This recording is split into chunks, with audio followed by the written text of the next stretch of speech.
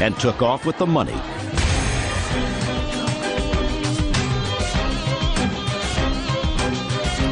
Yeah, this is case number 260 on the calendar in the matter of Treitner versus Unterberger. Thank you. You're welcome, Judge. Parties have been sworn in. You may be seated.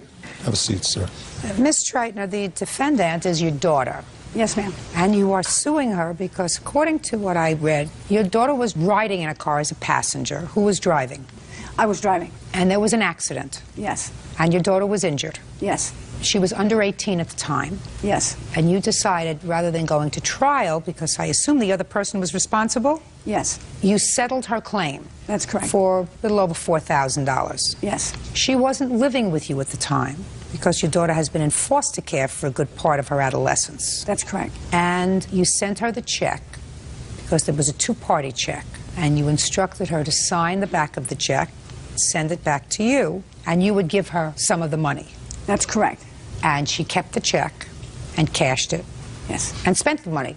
Yes. So you want half the money back for her medical bills. That's correct. Okay. How old are you? I'm 19. When did you go into foster care? I went into foster care the 24th of May in 2002 is the official date. Who did you live with before that time? My mother. Had you been in foster care at any time from the age of 12 to 16? I went to foster care when I was 14 and I turned 15 in foster care. You have siblings? Yes. How old are they? My brother's 14. Does he live with your mother? Yes. Has he always lived with your mother? Yes. He was not in foster care? No. So I gather from what you tell me, you and your mother had a rocky relationship, which is why she put you in foster care. Correct. And you have remarried? Yes. Now, you took her out of foster care because you were going on a vacation or a trip? That's not exactly true. We asked them if she could go with us. It's not so much that we took her out, but it was more like a trial to see if she could come back home and live with us. And that's when the accident occurred? Yes. Tell me about the accident. When was it? It was June 14th, 2002. We were getting onto the Pennsylvania Turnpike, and there was an 18-wheeler in front of us stopped. I stopped. The person behind me stopped. The person behind him did not. When he hit that car hit us. It bounced back and hit us again. Jessica was on the driver's side back. I was driving. The car, when it hit that side twice. We at first declined care because she said she was fine. By the time we got to New Jersey, she was complaining of symptoms of a whiplash. We took her into the hospital, and she did have whiplash. Did the insurance company pay for the damage to your car? Yes. Whose insurance? The person that hit us. Did you sue on your behalf? No. Who else was in the car? My husband was in the car, and she was in the car, and my son was in the car. Anybody else injured besides your daughter? Not in our car. I don't know about the other people. Not in your car? Right. So what medical bills did you have for your daughter? We had medical bills from the hospital in New Jersey where she was seen, and a hospital bill from a lab, I think. It's in my paperwork. Well, I'd like to see it. This is the breakdown of where the money was supposed to go. It was for the radiologist. Everything else, Did you pay these bills? Yes. Let me see. I don't have the receipts. They were just paid for I think on my husband's credit card like 2 years ago, and we don't have the bill. Your Honor, I was in foster care, therefore Medicaid paid for the bills. I was unable to get a hold of Medicaid. I was unable to get a hold of the hospital, but I do have copies of my physical therapy that I went through. Payments, and also the highlighted section is Medicaid adjustment and Medicaid paid. Can I see it? We did not ask them to pay anything that Medicaid paid. Her physical therapy, anything that happened in the state of Ohio. I just need proof that you paid these bills. I don't have it. Well, that's unfortunate, because if she was in foster care, your daughter is absolutely right. If she was in foster care, then the state pays for any medical treatment that she had. That's true. However, regardless of whether her bills were paid or not, it says on there that she's supposed to get $2,000 only. The other $2,000 was supposed to be for her bills. I thought if they were already paid, I would not have to bring any more proof. I mean, it's to pay her bills. Let me ask you this question. Which one is it? Is it that you paid the bills, or you didn't pay the bills, but you felt as if $2,000 was supposed to be towards the bills, so you should be entitled to that? Which one was it? The bills were paid. By whom? I paid them, and my husband paid them. They're on his... All you have to do is show me. I can't. Listen to me, Miss Trentner. Even if you didn't pay and Medicaid paid, Only $2,000 of that $4,000 check was to go to your daughter, and you as her parent would be entitled to the other half. No, the other money was to pay the bills. She was only entitled to... Listen, I do not believe, madam, that... Stop playing with the paper. I do not believe that you paid the bills. I'm going to tell you why I don't believe that you paid the bills. First of all, you don't have any evidence that you paid the bills, and you don't look like an unintelligent woman. And if you're coming to court and saying, and your complaint says, half the money was to pay for the bills, that is your whole case. Your whole case is the bills. No, ma'am, that was not why I wanted to see the judge. Why I wanted to come was because when I sent Jessica the check, she forged my name and took any money, period. It's the fact that she forged my name or she had somebody forge the name on my check.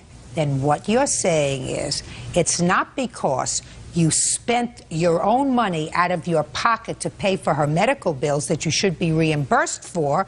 You came to court and you wanted to see the judge because your daughter had forged your name and taken all the money.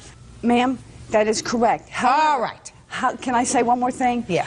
I don't care at this point about the $2,000 that is in dispute, whether you say I owe it or whatever. And you can keep the $2,000.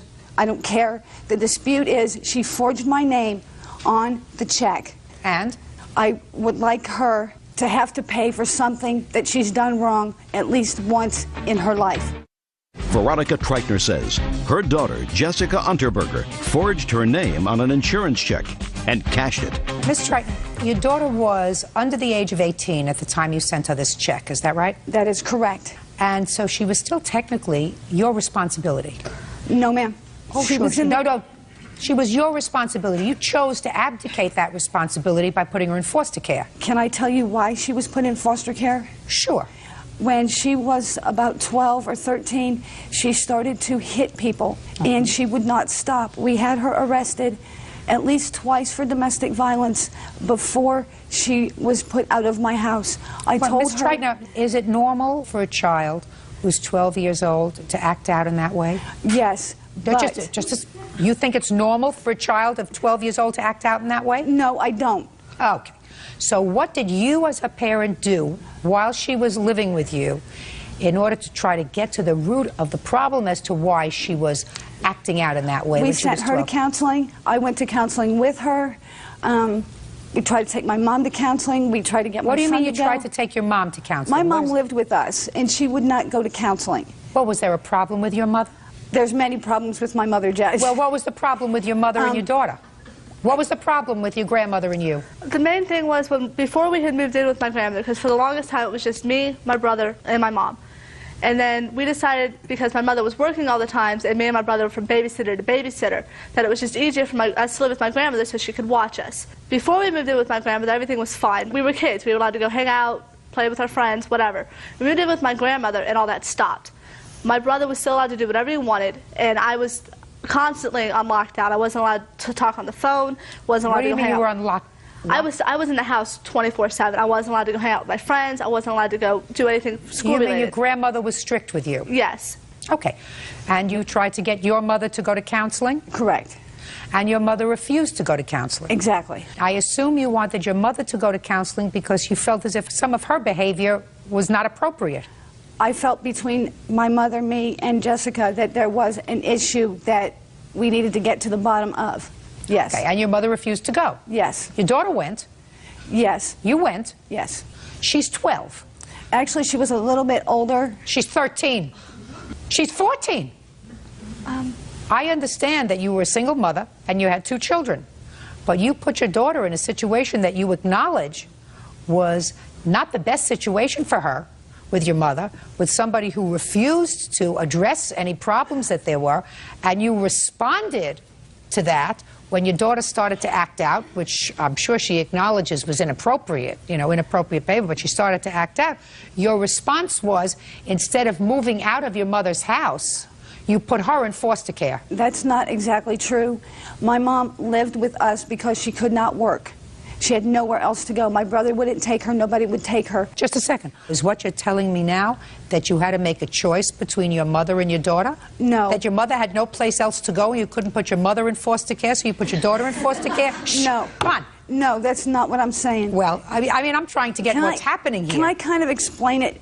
Jessica would go from hitting, then she went to punching, she tried to choke me, she went after her grandmother with a butcher knife. The reason that I finally put her out is because I told her, if you ever hit your brother, you cannot stay with me anymore. I put up with a lot of stuff. Even when she went to counseling, we found an excellent counselor for her, was working wonders for her. Then she decided that she didn't like him, and then she wouldn't talk to anybody. So when she hit her brother in the face, that's when I told her that she was no longer welcome in my home because she was my daughter, and I didn't know what else to do. Okay, so that's, just a second, so that's what you did. And then you had a problem with this check. Now, you don't have to answer me as to whether or not you forged your mother's name. You forged your mother's name, you cashed the check. That's what you did, right? Correct. Okay, what'd you do with the money? I was living in my own apartment, and I needed furniture for my apartment. How old were you when you were living in your I was 17. Okay. Foster care has a program called independent living, and that's what they did. They put me in independent living. I needed pots and pans, dishes. Okay, so you were living in an apartment. Correct. Did you know that she was living by herself? Yes, I did. Good. What did you do to help her set up in her apartment? When she set up in her own apartment, we were already in New Jersey. I didn't ask you where you were. I said, what did you do to help her set up in her own apartment? When she called me, I asked her if she needed anything. She told me no, she was fine. So the answer that you're telling me is you did nothing for her to set her up in her own apartment at age 17. I asked her if she needed... Right, that's correct. Judge Judy continues in a moment. What she's telling you she does for a living is not what she does for a living. Well, tell me what she does for a living. She has tried to sue the state of New York twice. Suing the city of New York is not a living. She lied about what she did for a living. Yes, she did. You tell me what she does for a living. Real cases, real people. Judge Judy. Veronica Treitner says her daughter, Jessica Unterberger, stole her share of an insurance settlement. Okay. So she says she needed furniture and pots and pans, and she needed some money. Were you working? Yes. What kind of work were you doing? I was working at a pizza parlor. Are you still working there? No, that was in Ohio. I currently live in New York now. And what do you do in New York? During the summer season, I'm a soccer referee, and right now I'm working as a waitress. Where? At a restaurant on the east side. You live alone? Yes. That's a hesitant yes. Because I'm living in a room in a house. There's other people in the house, but it's my room. So you rent a room? Yes. What's your rent? $120 a week. And how long have you lived there? I've lived in this particular place for about 2 weeks now. Prior to that, where were you living? I was living in Ridgewood in another one room, and I was paying $90 a week there, and I lived there for 3 months. And before that, I was living with my fiance's parents. And that didn't work out? No. So from the time you were 17 until now, you've taken care of yourself? Correct. You got my drift. I don't understand why you want to believe her, because what she's telling you is not true. Just a second. I'm asking you, is you're her mother? That's correct. From the time she was 17 until today, other than this $2,000, how much money have you given your daughter? None, because I did not know where she was. Now you know where she was. Whether you know where she was or you don't know where she was, you've given her nothing, and she's managed to support herself. If that's what you want to call it. Well, she's managed to support herself. But what she's telling you she does for a living is not what she does for a living. Well, tell me what she does for a living. She has tried to sue the state of New York twice. Yeah? She has lied to you about not where she lives, but who she lives with. And listen to me. I asked you a simple question. You said to me she lied about what she does for a living. And I'm asking you if she lied about what she did for a living. Yes, she did. You tell me what she does for a living. Suing the city of New York is not a living. I understand that. All right. What she told you and what she told me was that she works in a restaurant and she gets paid under the table. Who cares? But that is not true. Well, so tell me what she does. I'm not sure. But I know she doesn't do that. Let's try. Now, let me tell you something. I was concerned. You know what? I'm speaking. I was concerned about your lawsuit from the beginning because it seems to me that you were... Again, she's I'm gonna win. speaking. You were in a car. You were the driver of the car. Your minor daughter was injured in an accident that, according to you, and I have no reason to doubt you, was not your fault. I have children, and if one of my children was injured in an accident, and the accident resulted in that child getting a claim, why don't you try paying attention instead of crying because you're not going to get any money? I don't care about the money. Then just listen. Then just listen. It would seem to me what I would do is I would say, gee, here's $4,000. I'm going to put this in an account for my child, for their future, either for college or to set them up in an apartment or to help them maybe with a car. But certainly, I didn't pay out any money because I had insurance that covered the medical bills. That's not true. And you didn't pay any money because I don't believe that either you or your husband paid any money, because if you did, you would have the canceled check. You would have your credit card statement showing that you paid the amount 2 years ago, because if you knew you were coming to court and that's the evidence that you required, that's the evidence that you would have. Now, you say you're angry because she forged your name and she should be taught a lesson.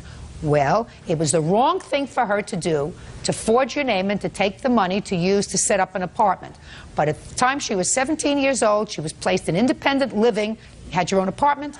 You were working marginally to pay for whatever was in the apartment, and she needed the money. And since you weren't forthcoming with the money and you knew how to reach her because you knew where to send the check, you sent her the check and said, darling, sign the back of this check. When I get the money, I'll give you half. That's not what happened. That's what you told me in your complaint. You said, you want me to read you what you wrote? You said, I sent her the check unsigned. I sent it by certified mail. That's correct. Okay, so you knew where to send it. Right after that. Yeah, just a second. So you knew where to send it.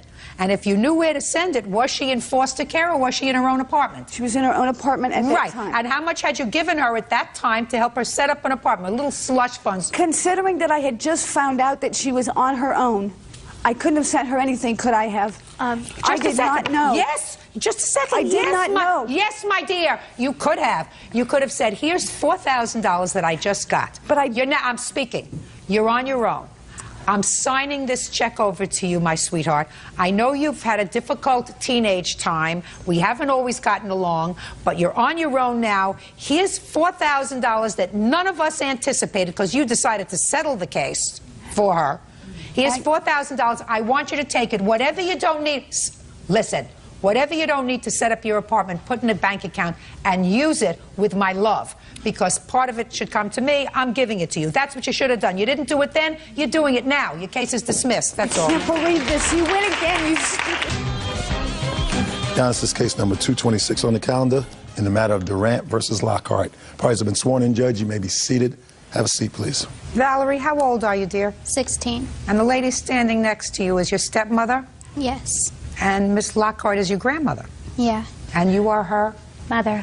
All right, let's see where the story starts. I gather that you were living with your mother at some point. Then you and your mother had some sort of a falling out and you went to live with your grandmother. No, Your Honor. I was living with my dad and my stepmother. In 2003 is when I moved in with my grandmother.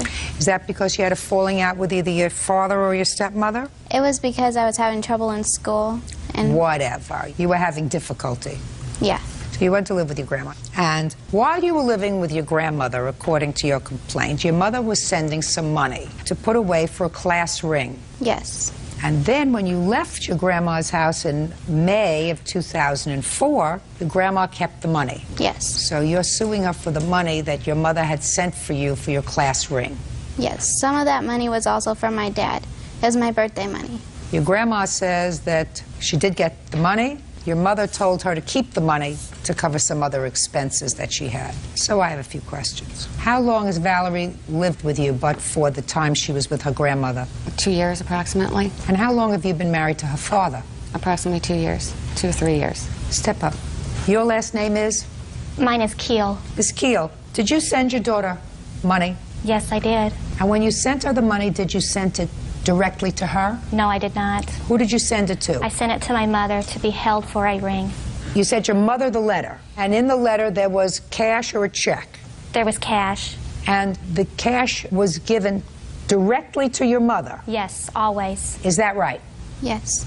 So the money never came to you? No, but it was meant for my class ring. They both knew that. Valerie, this is the situation. If your mother sent the money to you, and you in turn said to your grandmother, I want you to hold this for me, then she's just acting like a piggy bank. Do you understand?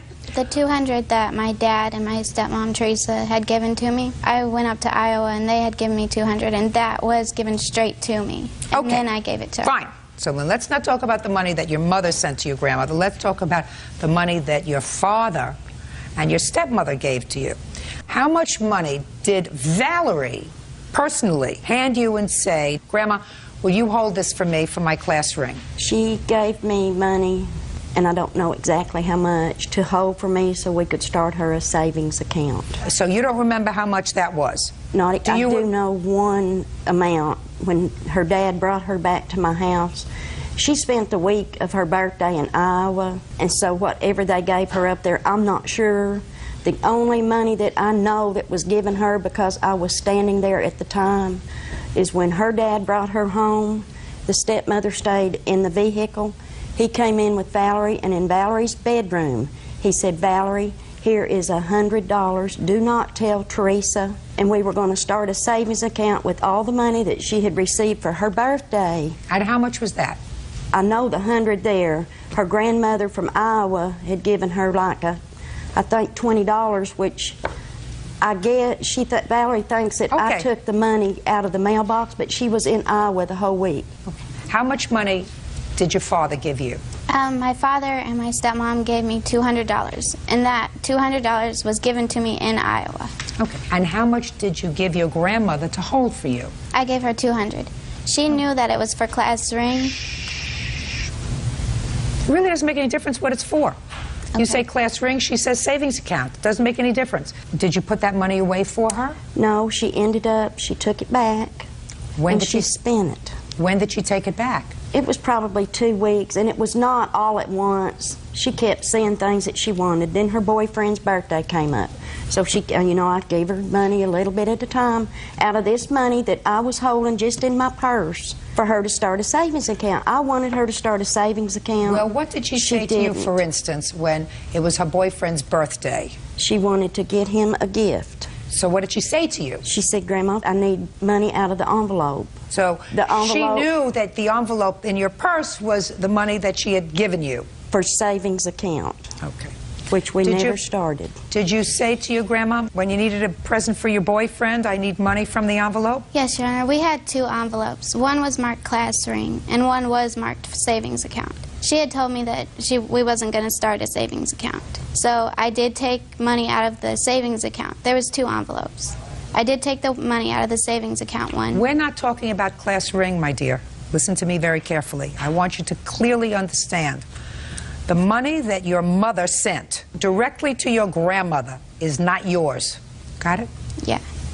The money that your father and stepmother gave you as a gift for your birthday was yours. Your grandmother says that you wanted things, money for presents for your boyfriend for his birthday, money for things that you saw that you wanted, and over the course of time, you went into, not you personally, but you said, Grandma, I want the money from that envelope. And you acknowledge that that's true. Now, how much did you take out for things that you wanted? You don't understand. There was 2 envelopes. One was for the class ring, one was for the savings account. There was $400 in the class ring one. 200 of that my dad had given me, and my stepmom Teresa. There was another envelope because I just had my birthday, and I had got money from other family members and other friends.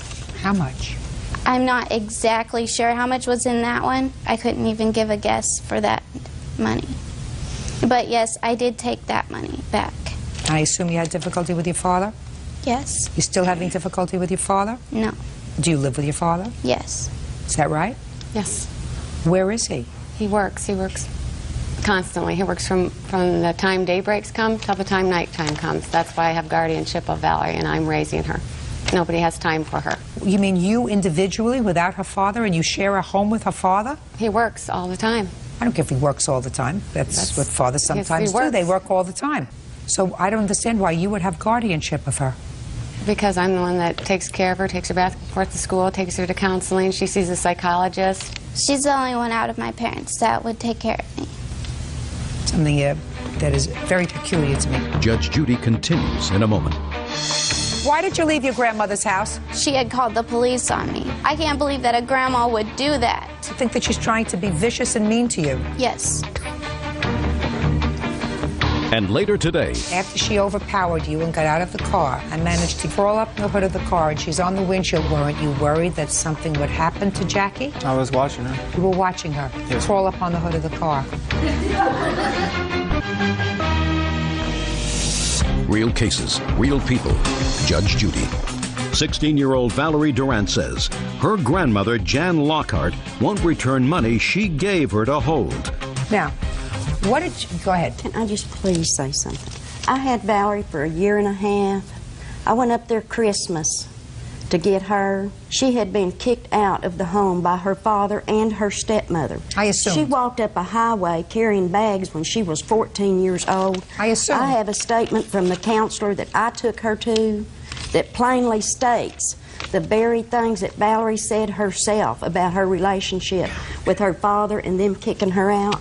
I have that. I assume that she and I came went to up live there with you with for that reason. The best of intentions. She wasn't going to school. She was allowed to smoke on the conditions she smoked in the den by the fireplace. She was given wine coolers. Now, this is what I'm told by Valerie. Okay. Why did she leave your house? She left my home because it started with her boyfriend. I went to her room, and the reason I have this class ring receipt is because it was in her room, in her hope chest, which I have a letter from Valerie stating that, also stating that she doesn't know how much money there was. I mean, it's just, this is where I paid the $50 down on the class ring. I did have $125 from her mother for the class ring, but the money that Valerie got for her birthday was in Iowa, except the $100 she received from her dad in her bedroom when I was standing right there. And it's your statement that she spent it. And it is gone. Okay. Why did you leave your grandmother's house? Because me and my boyfriend, we had some trouble. And what do you mean you and your boyfriend, you had some trouble? We had sex. And? And then she found out about it. And? And after that, she wouldn't let me call my dad to ask for him to come and get me. How old's the boyfriend? He's 16. She told many people that she was keeping the class ring money to pay for an attorney because she pushed him in church. She pushed him in church? Yes. All right. They never went to court over that, though. But she told me that she was going to keep the money for that. And also, one of the reasons why I left her house was because we was having way too many problems. She wouldn't let me call my dad. So I told her that I was going to the neighbor's house. And then when I went to the neighbor's house, she had called the police on me. And the police came, and she told the police that I had ran away and that I kicked in their door. I was really upset that she would do something like that. Because she's a bad person. Is that what you're telling me? I'm just saying I can't I'm asking you a question. I can't believe that a grandma would do that, you know. You think she was trying to be vicious and mean to you? Yes, I do, because I did not run away. I told her where I was going. Just a second. I'm just asking you. You think that she's trying to be vicious and mean to you? Yes. Where's the boyfriend? He's in Arkansas. I don't go out with him anymore. Why not? Because I moved to Iowa. Does he call you all the time? Not anymore. We used to. He used to call every night at 9. When did he stop? After we broke up. Why did you break up? Because I was going to school and going to work, and I didn't have time to talk to him. Oh, I don't believe that, my dear. That's a fib. Going to school and going to work doesn't mean that you can't talk to him at 9 o'clock or 10 o'clock, so that, I don't buy that. She's not allowed to talk on the phone after certain hours. Miss Durant, you are nothing but trouble. Well, that may be. You are nothing but trouble. What I'm telling you is if you find yourself in the unenviable position of having a 16-year-old that you're in charge of, because according to you, father works all the time and the mother is not capable, I'm going to tell you that you should not, under any circumstances, encourage her or importune her or support her in cutting off ties with her biological family.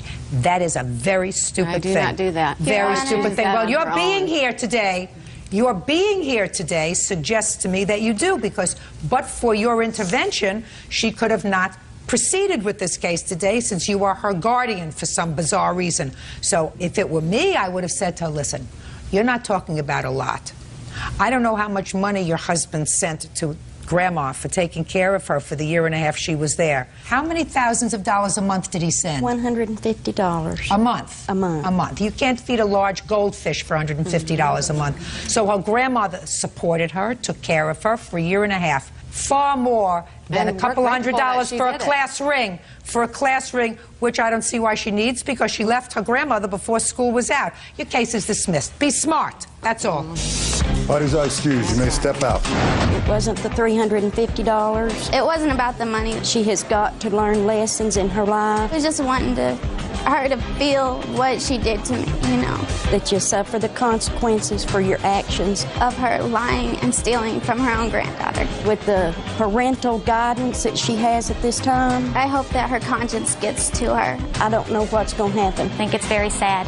I just think it's pretty pathetic that me being an outsider, I have to take care of her. But regardless, I love her. She'll always be my daughter. Can't get her own mother to take care of her. And I always want what's best for her. It really bothers me. It hurts my heart. Oh, I'm happy the way that I'm living now. She knows my phone number. So, things are just normal for me. And now the next case. All parties in the matter of Avila versus Young. Step forward, please. 22-year-old homemaker Crystal Avila is suing her ex-boyfriend, 19-year-old construction worker Justin Young, for the cost of a broken windshield. Justin claims the window was broken by Crystal's 4-year-old daughter. Have a seat. Miss Avila, this is your daughter. Yes, ma'am. She's 4. Yes, ma'am. And Mr. Young used to be your boyfriend. Yes, ma'am. How old are you, Mr. Young? 19. 19. Yes, ma'am. How old are you? 22. He's not your boyfriend anymore? No, ma'am. Good. According to your complaint, you went into the grocery store and left Mr. Young in the car with your daughter, Yes, just the ma'am. two of them. And while you were in the grocery store, the windshield of your car got broken. Yes, ma'am. And it was done by people inside the car. Yes, that's what I heard Just at a first. second. Just a second. Okay. By people inside the car, which was either Mr. Young or your daughter. Yes, ma'am. You want Mr. Young to pay for the windshield. Yes, ma'am. And Mr. Young says he's not going to pay for the windshield because your daughter broke the windshield. Or she helped. Or she helped. So, Mr. Young, I have a few questions for you. Were you the passenger in this car? Yes, ma'am. And Miss Avila stopped at the grocery store to run in for a minute? Yes, ma'am. And she asked you to watch, what's this little girl's name? Jackie. She asked you to watch Jackie while she ran in to get what in the grocery store? Just a couple. What was she going to get? Chuck. Cash a check. I was getting Oh, my cash a money. check. Yeah. Smart girl. Now, you want to tell me how the windshield got broken while she wasn't in the car and you were babysitting? Jackie got out of the car and got on the hood. It was, She got out of the car. yes, ma'am. Were you in the car? Yes, ma'am. She overpowered you? No, ma'am. I just want to try to understand that. She got out of the car. She overpowered you and got out of the car. And then what happened? I let her get out of the car. What? I let her get out of the car. Yes. Yes, ma'am. And get on the hood. And she managed to get up on the hood by herself, or did you put her on the hood? She got there by herself. How did she do that? She's a little teeny girl. She crawled up there. She went on the front bumper first. Yes, ma'am. She got herself on the front bumper first, and then she crawled up on the hood of the car. Yes, ma'am. And where were you when she was doing this? I was inside the car. What were you doing inside the car? Just waiting. After she overpowered you and got out of the car and managed to get up on the bumper, crawl up the hood of the car, and she's on the windshield, and you were inside the car waiting. Yes, ma'am. Mr. Young, weren't you worried that something would happen to Jackie? I was watching her. No, ma'am. You were watching her Yes. crawl up on the hood of the car. Yes, ma'am. What do you do for a living? I'm in construction. What do you do in construction? Asphalt. You don't have children, do you? No, ma'am. How much did the windshield cost to have fixed? The first estimate I got was $316. You still didn't tell me, Mr. Young, how the windshield got broken. She was kicking it. When she started kicking it, did you tell her to stop? Yes, ma'am. You were inside the car. Yes, ma'am. Did you yell outside the window? No, ma'am. I hit the window back, trying to get her attention, tell her to stop. So you hit the window to Yes, tell her to ma'am. stop. Yes, ma'am. Is that how the window broke? Yes, ma'am. Her kicking it and you punching it to tell her to stop? Yes, ma'am. I wasn't punching it, I was tapping it. Tapping it. Yes, ma'am. You still don't think this is your fault? No, ma'am. Hello? The mayor, hello? you don't let a 4-year-old outside of a car unattended, because I really don't believe that she overpowered you and got out of the car. Yes. And then if you see her jumping up on the bumper, according to you, and then crawling on the hood of the car to the windshield, a normal, semi-intelligent person would have hopped out of the car, and because they would have been afraid for the child's safety, Mr. Young. Yes. So now you're going to tell me, whose fault was this? It's my fault for that now. Yes! Yes! Just stop there. Judgment for the plaintiff in the amount of $316. That's all. Thank you. Parties are excused. That's this case number 261 on the calendar in the matter of Simpson versus Scaife. Parties have been sworn in. You may be seated. Folks, have a seat. Miss Simpson, you were taking a family vacation to Jamaica. That's correct. And at the time of this vacation, this lovely young man was your daughter's boyfriend. That's correct. It is your claim that you agreed to advance him the money to go on this vacation with the agreement that he would, when the vacation was over, pay you back. That's correct. You did take him on the vacation, paid for him. He and your daughter have now parted company, and he has never paid you back. That's correct. And Mr. Scaife says that he had a wonderful time on vacation, Right. but he was your guest, right? Right. Who was this? This is my roommate at the time. We were invited. Her daughter lived with us. He was a witness. Did you go on the vacation too? No, ma'am. Just he went. Yes, me. You didn't want to go to Jamaica? I wanted to, but she wouldn't pay for me. Oh, step up. Tell me your name. Justin Runyon, How old are you, Justin? 23. And you were living with Kyle and... Natalie. Natalie. She lived with us, actually. So tell me, Justin, when was this trip? I think it was like May of last year. And Natalie told you about the trip? Yes, ma'am. She came over to our house and was all excited and said that... Look at me. him- No, look at me. She told Kyle that he could go with them for free. She did. Yes, ma'am. She said, oh, you can come with us and you can come for free. Yes, ma'am. And didn't you say, can't I go for free too? I joked around about it, but, Well, tell me how you joked around about it.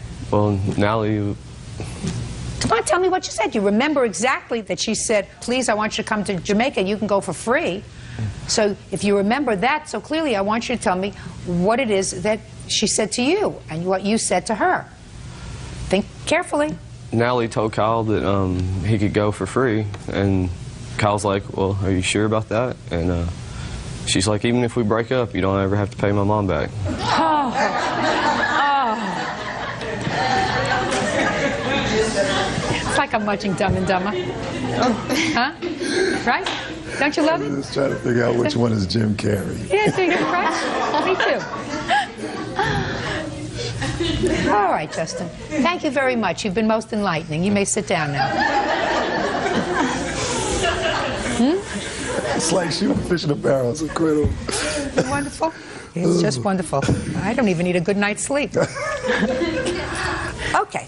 Now, Kyle. Yes, ma'am. Last year, what were you doing to support yourself? I was a bartender. Were you working full-time? Yes, ma'am.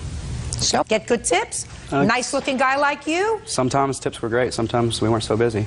Well, you managed to support yourself, right? Yes, ma'am. Great. Are you still working as a bartender? No, ma'am. What are you doing now? I paint houses. Got a girlfriend? No, ma'am. What happened with Natalie? It just didn't work out. She's a nice girl, right? Yes, ma'am. Yes, ma'am. Come on, Natalie. Thank you. Been wanting to play too. You want to play too? No, I usually have all the fun. Natalie. Yes, ma'am.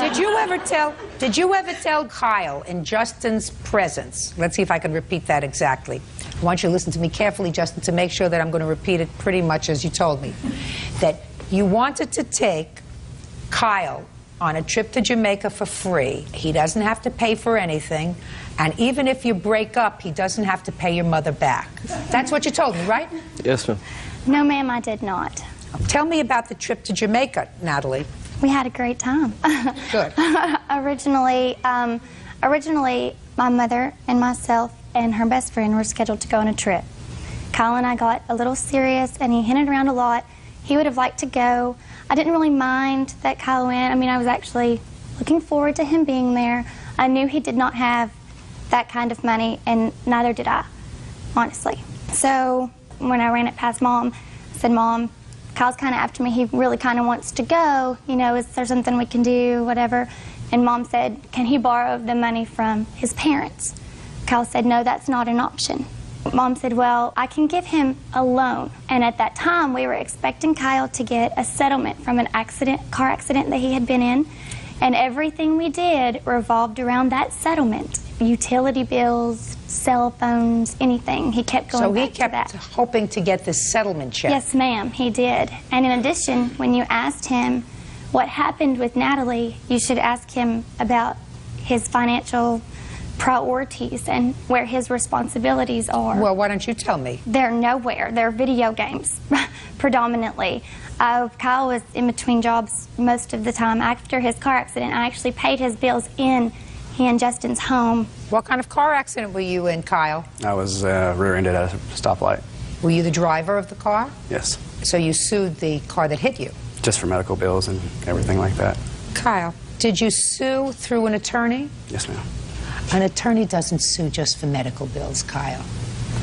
Attorney sues for pain and suffering, for your injuries, and to reimburse the company that paid your medical bills, right? Yes, ma'am. Did you ever get a settlement? It's in litigation. Look at me! It's in litigation right now. So you haven't gotten the settlement yet? No, ma'am. So what you were doing is really you were counting your chickens before they were hatched? No, ma'am. Ah, okay. So what kind of an arrangement, Natalie, did you make with Kyle for the trip?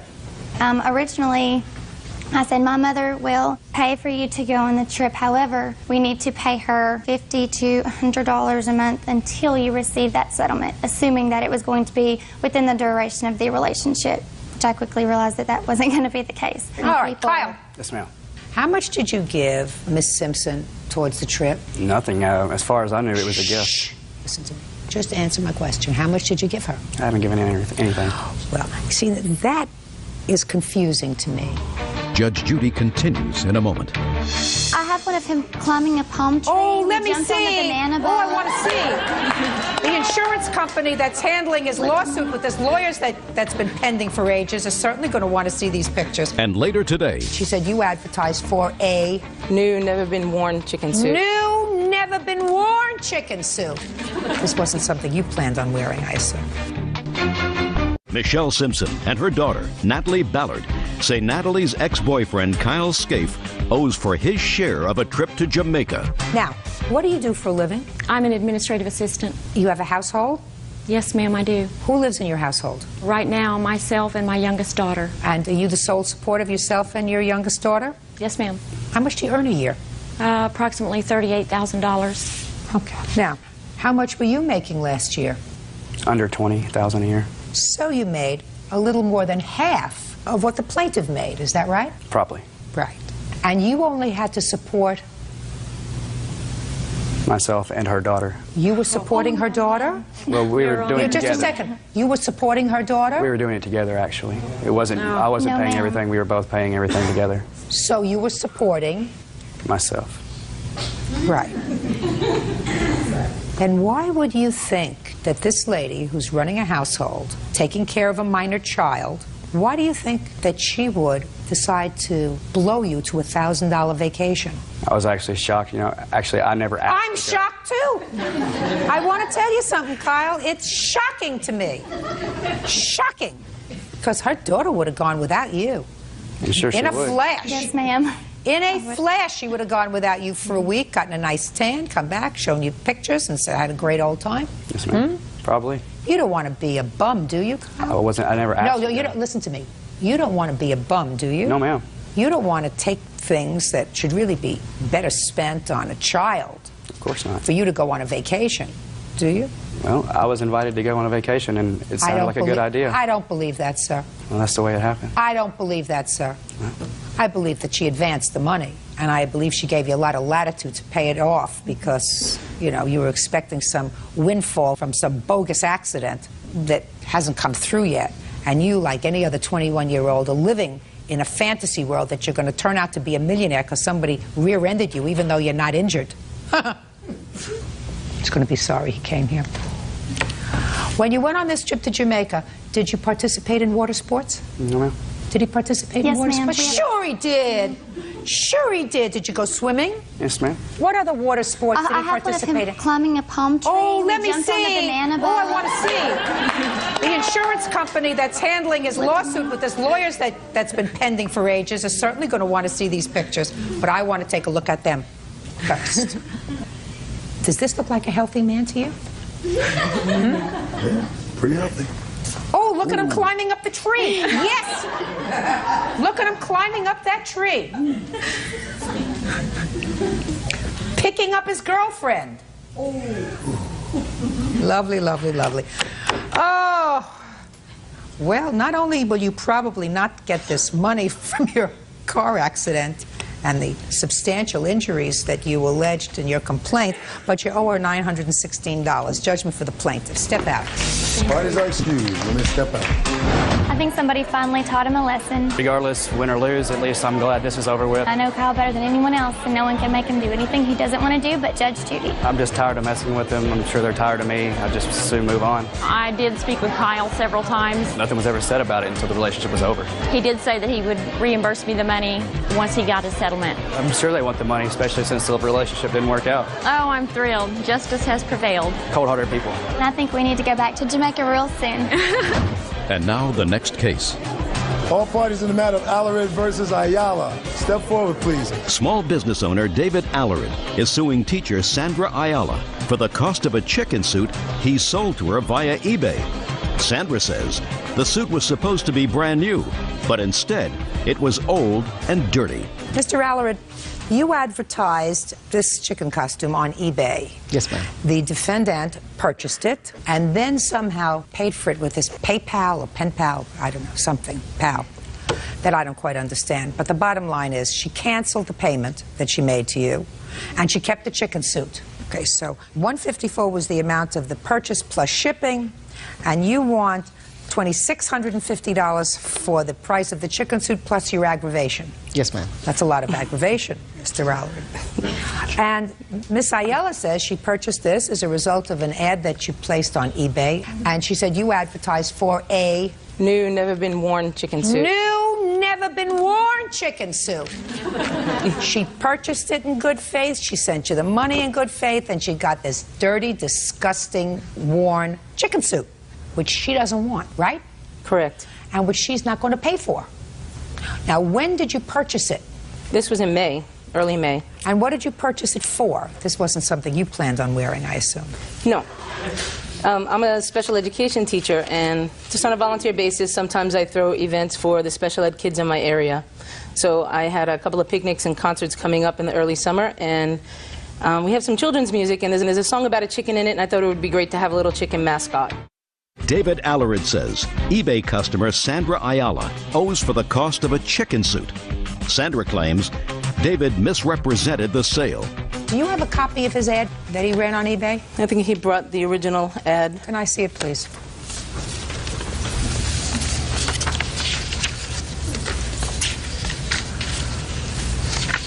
Okay, here we go. New, never worn, deluxe adult chicken mascot costume. And is this the way it came? This is the way it came. Can I see it, please, Bird? Sure.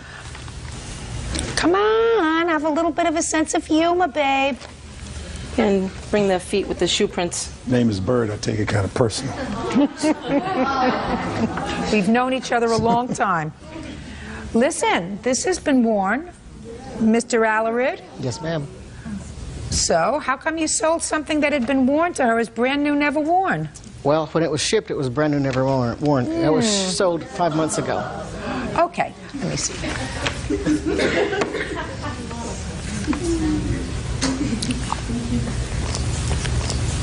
I don't know. It doesn't look too awful.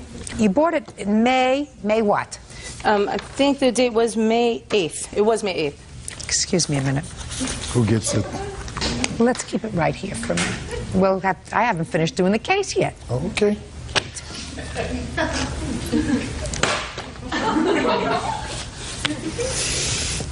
May 8th. And when did you receive it? Just about a week after that. When did you notify them that you didn't want to pay for it? Well, that's not, I did pay for it. I paid for it right away. PayPal is a... So you paid for it right away. Paid for it on May 8th. Exactly. Okay. Then you got it about a week later, say May 15th. And you realized that it was worn. It was worn. So what did you do? I contacted eBay by email. That's the only way. And I contacted PayPal. And I said, what do you do in a situation like this? Okay. Do you have any emails to support that? I do have emails. I have emails between he and I, but the No. the PayPal... I want to see... This is the record of PayPal. Let me see. Is this the first time you had bought something on eBay? Yeah, it was my first time bidding on something on eBay, and so since I wasn't sure how to go about it, I had to call PayPal and said, what do you do when you receive a fraudulent item, when something comes worn and dirty and you didn't pay for that? And they said, oh, this man has actually refunded your money. I said, why? And they said, well, we can't be sure why, but you'll be getting the money in a day back to your account. And then he sent the email that said, PayPal accidentally sent you that money. You have to send it back to me.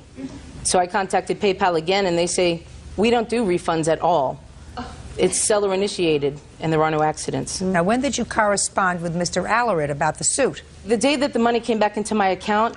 Was that also in May? Yes. So practically immediately? Exactly. Is all that correct, Mr. Alarid? No, ma'am. Okay. When did she contact you and let you know about the condition of the suit? June the 14th, after I'd sent several emails, finally, out of desperation, eBay and PayPal advised me to file a complaint with the FBI Internet Fraud Division, at which point I sent an email saying, look, I'm filing a complaint with FBI Internet Fraud Division. That was on June 14th? Yes, ma'am. How many of these chicken suits have you sold, Mr. Alarid? On eBay or altogether? Altogether. Probably about 50. 50? Yes, ma'am. How many on eBay? Probably about a dozen. Where do you get them from? Out of New York. How much do you pay for them? I pay $49.99, I believe it is. So you pay $50 for them? Yes, ma'am. She doesn't like her suit, so you either want the money or the suit back. Well, it goes a little bit beyond that at this point. Judge Judy continues in a moment. She wants to give it back to you. I asked for it back several times. Yes? And her emails, which I have right here, I have a copy for you. Yes, I'd like to see them. Okay. Here's the emails right here.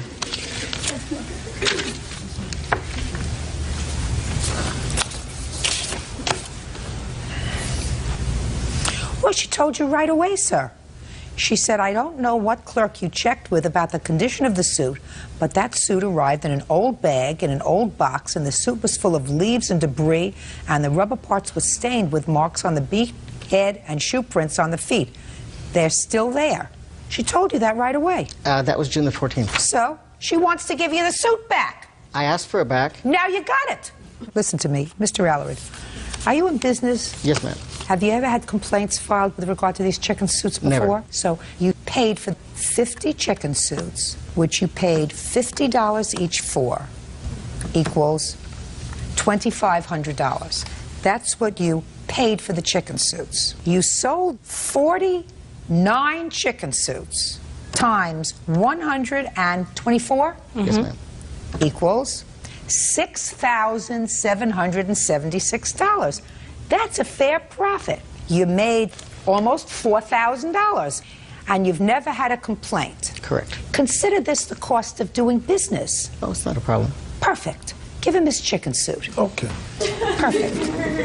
Now you have your chicken suit and your profit of almost $4,000. I would walk away a happy man, Mr. Alarid. Thank you very much. This case is over. Bodies are excused. You may step out. Judge Judy continues in a moment. In the matter of Hughes versus Farrar. Parties have been sworn in, Judge. You may be seated. Ladies, have a seat, please. Miss Hughes, you were a tenant in an apartment complex that was managed by the defendant. Correct. And it is your claim that he assaulted you. Yes. Mr. Farrar says that you was served with an eviction notice, and you, in fact, assaulted him and one of his employees. He is counterclaiming. How long had you been living in this complex? I lived in that complex for approximately 2 years and about 4 months. And who did you live with? A roommate of mine. When did Mr. Farrar come to work at the complex? December 19th of 2003. And the incident with Mr. Farrar and me happened on January 23rd of 2004. So describe the incident, please. I was walking out of my apartment on January 23rd, and Mr. Farrar, I noticed that a balled up piece of paper hit me in the back. I turned around, and I seen him along with one of his witnesses over there. Which one? Mrs. Farrar. Now, they said they're separated. Who was Mrs. Farrar? That's the first one there. Okay. Okay, and I turned around and I said, "Did you throw that paper at me? You're so childish." And he followed me into the underground parking lot, antagonizing me, just taunting me, saying a lot of different things to me. I can't wait till you get out of here. You know, he started to say, I have a recorder in my pocket. I'm going to try to get you arrested, you know. So I kind of rushed and got in my car. I was very afraid of this man. I couldn't even leave anywhere. I was so distraught. I went back into my house once I knew they were out of the underground parking lot. So you were sitting in your car, and then you decided not to go out anymore, and you went back up to your apartment. Yes, to go tell my roommate what happened. Go ahead. I went to go walk my dog. A lady out of the office came out and said, "Are you supposed to be walking your dog up front? What are you doing up here?" And 5 minutes later, out of nowhere, this gentleman came and placed me into this chokehold. You mean he just came out of nowhere? He came out of nowhere. I did not see him coming. That's the whole thing about it. I didn't have an opportunity to even touch him with my pinky if I wanted to. Okay, so he came up from behind you. He came up from, yes, from the came up from behind you and placed you in a chokehold. Yes. What happened next? Ma'am, he had me so tight. I was in and out of consciousness. I remember being slammed onto the floor. I remember that woman right there, Mrs. Farrar, kicking my keys, kicking my shoes because my shoes fell off, and he's screaming penal codes, telling her to go call the police. She needs to get arrested for this or that and the other. And what kind of documentation do you have, Miss Hughes? I have the pictures with my assault bruises that I had. I have my. I went to the emergency room, and I have. I'd like to see everything that you have. Okay.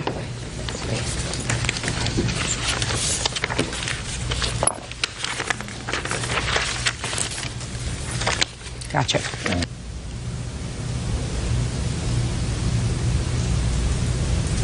Now, you are not still living at the complex, is that right? When did you move? 3 days after that incident on 123. Had you been previously served with an eviction notice? Yes. When? November, the beginning of November. November of 2003. Yes. Prior to him beginning employment there, you were served with an eviction notice for what? Payment due. You had not paid rent? Correct. How long had you not paid rent? It was 2 months, actually. Any reason why you didn't pay rent? Well, my roommate could not come up with her half. Her mother just died. She was going through a lot of financial problems, and I could not fork her half of the rent. So you didn't pay anything? No, they would not accept any partial payments, ma'am. Well, you could have paid if in October you didn't pay your half. In November, you could have paid your half of November and your half of October. That would have been a whole month.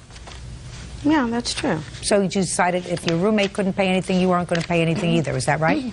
Basically. Basically. Okay. All right, Mr. Farrar, let me hear your version of these events, sir.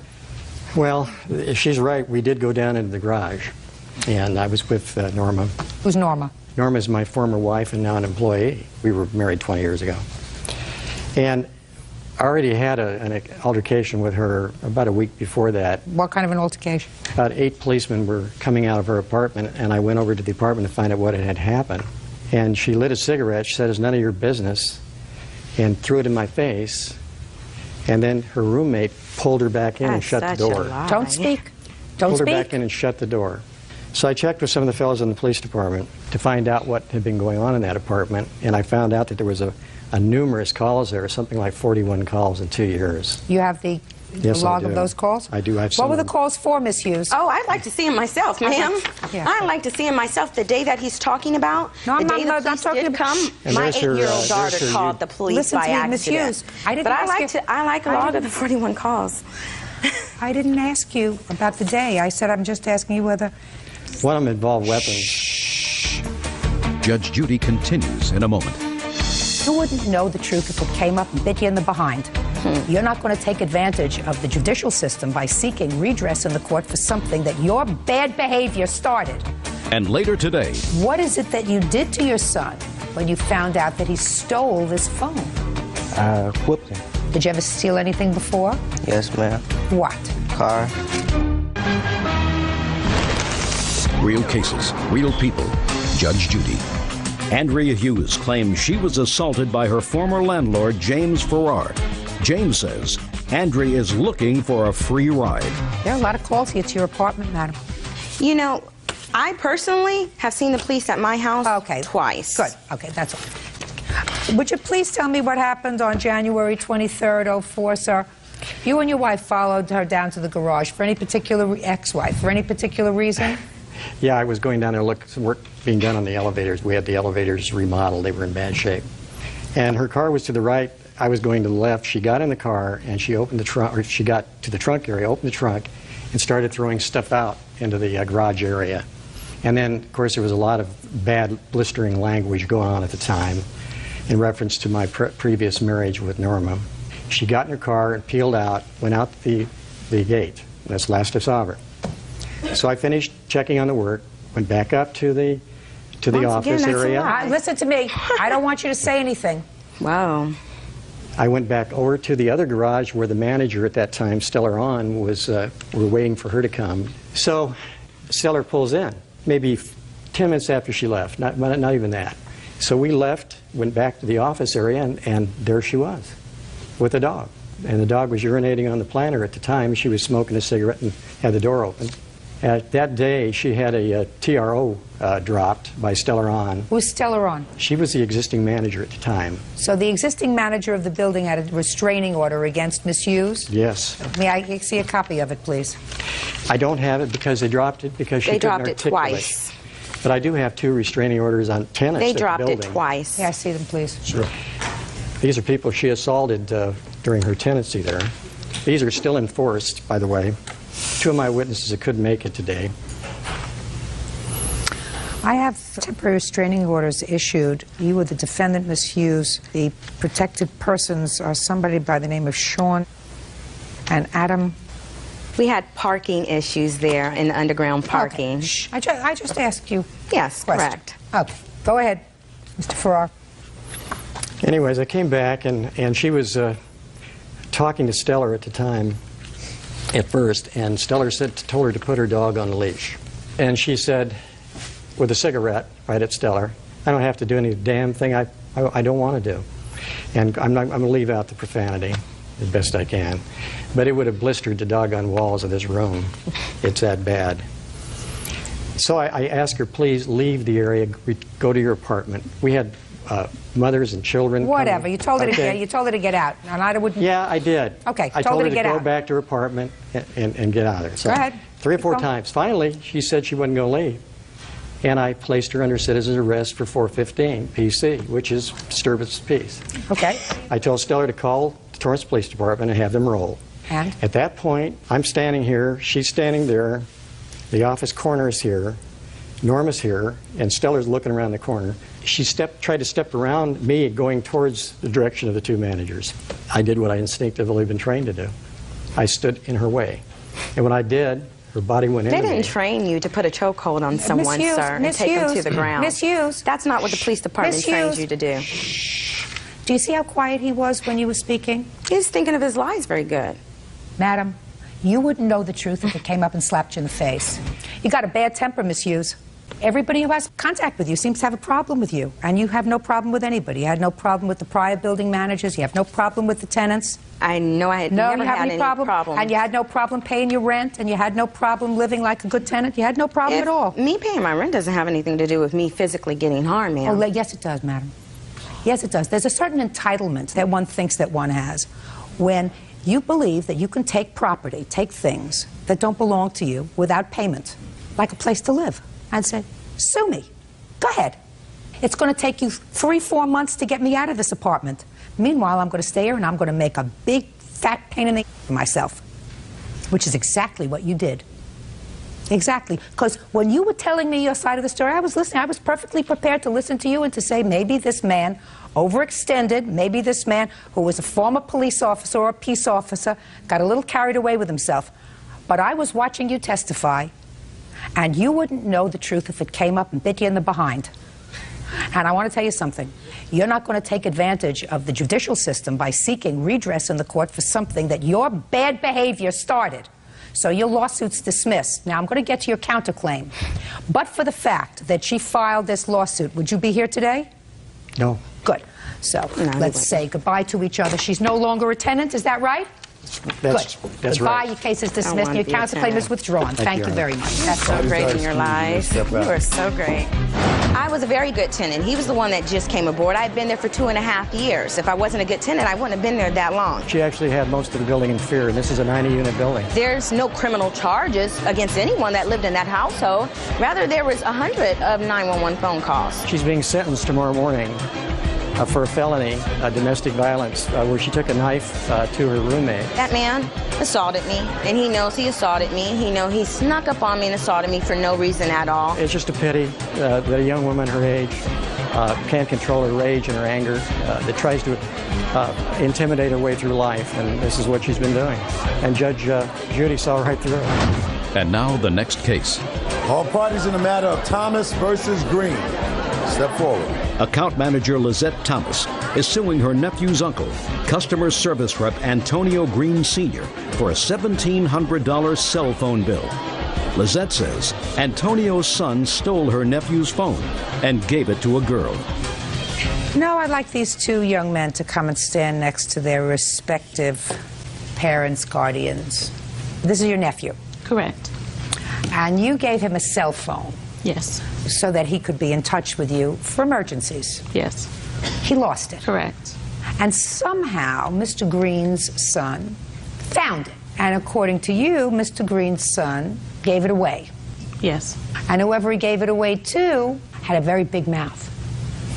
And you got a phone bill for how much?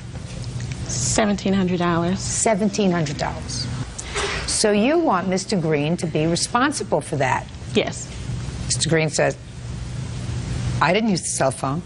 My son didn't use the cell phone. Why should he be responsible? Yeah. Right? Yes. When did your aunt give you the cell phone? Late July. And why did she give you the cell phone?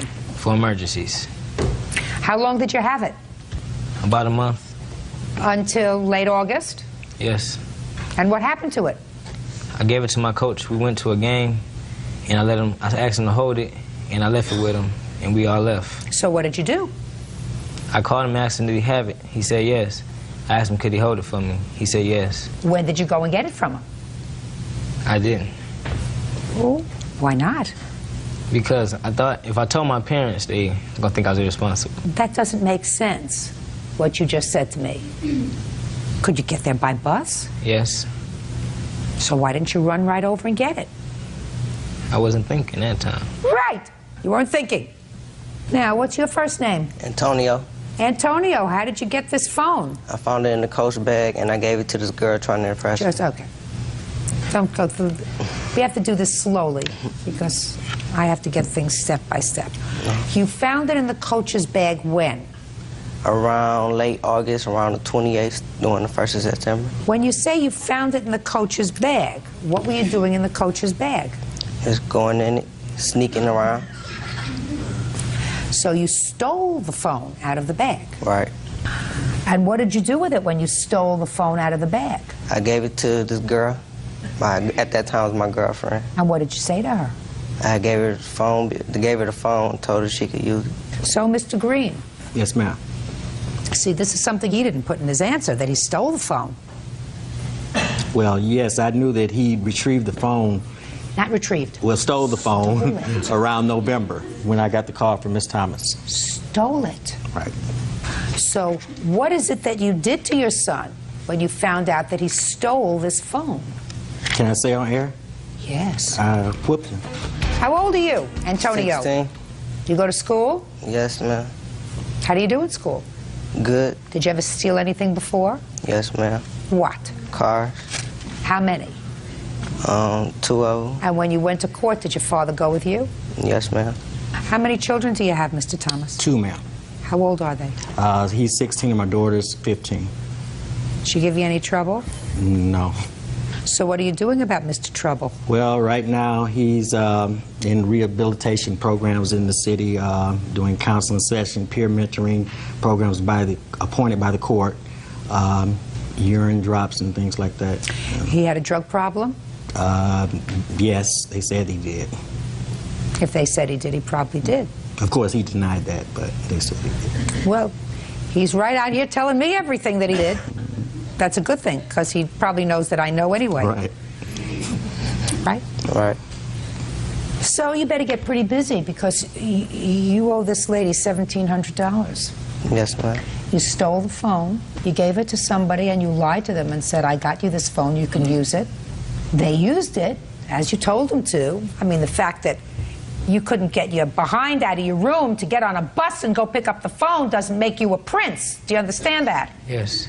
But, I mean, it's your stupidity, but he did it on purpose. He stole it. And then he gave it away, and he said, I bought your present, use it. And you shouldn't have to suffer for that. Mr. Green shouldn't have to suffer for that either. What Mr. Green has to do is he has to harness this boy and send him out there to collect cans, 5 cents a piece, if that's all he can do. Because somehow you got to impress upon him that when he does something wrong, the whole world can't suffer. He's got to suffer. Right. You have to suffer. You understand? Yes, ma'am. Judgment for the plaintiff in the amount of $1,700. That's all. Parties are excused. You may step out. Video on the calendar in the matter of Otterstetter versus Burke. Parties have been sworn in. You may be seated. Ma'am, have a seat. He used to be your boyfriend. Correct. And well over a year ago, you claim a loan to him to bail him out of jail and for an attorney. Yes, ma'am. After he didn't pay you back for the loan, you decided to move into an apartment with him and signed a lease. You were there for several months. According to you, he assaulted you. Yes, ma'am. He was put out of the house. Don't laugh. I didn't assault her. She assaulted me. Don't laugh. Anyway, he was put out of the house, and you want him to pay his half of the rent for the entire lease. Yes, ma'am.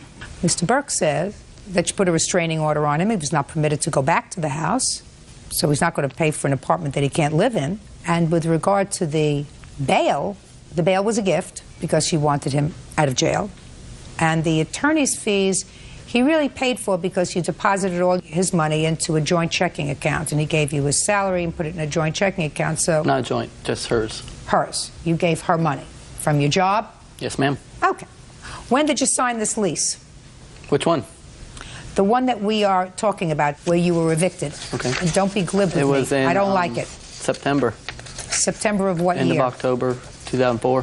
When did you move in?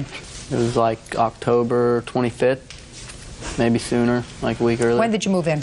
I have the lease right here, Your Honor. It's dated 8/26/04. When were you put out of the apartment? October 19th. Did you pay September's rent, your half? Yes, ma'am. Is that correct? No, ma'am, it's not. How did you pay September's rent?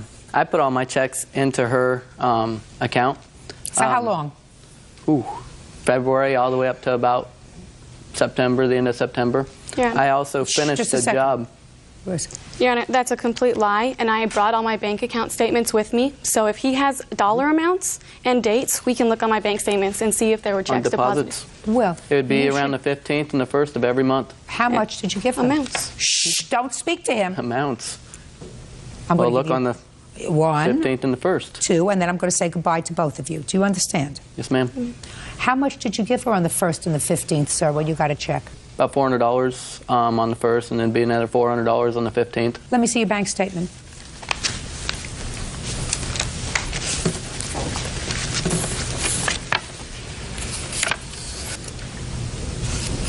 What's this U.S. Treasury? I am an employee of the government. National Guard. Bed Bath & Beyond payroll. I was also employed there. Who did you work for, sir? Ray Hall Construction. It would be Payroll Plus that the checks were from. I don't see any of that so far. They should be in there. Well, I don't see any. Not there. I don't see any It's in not here. there because you didn't deposit money in my account. I did. Opti Brand? I worked for them as well, Your Honor. I had 3 jobs. I mean, I have a whole lot of deposits here, sir, but nothing. And any of them unknown? No. Just No. $30, $40, nothing. No $400, sir.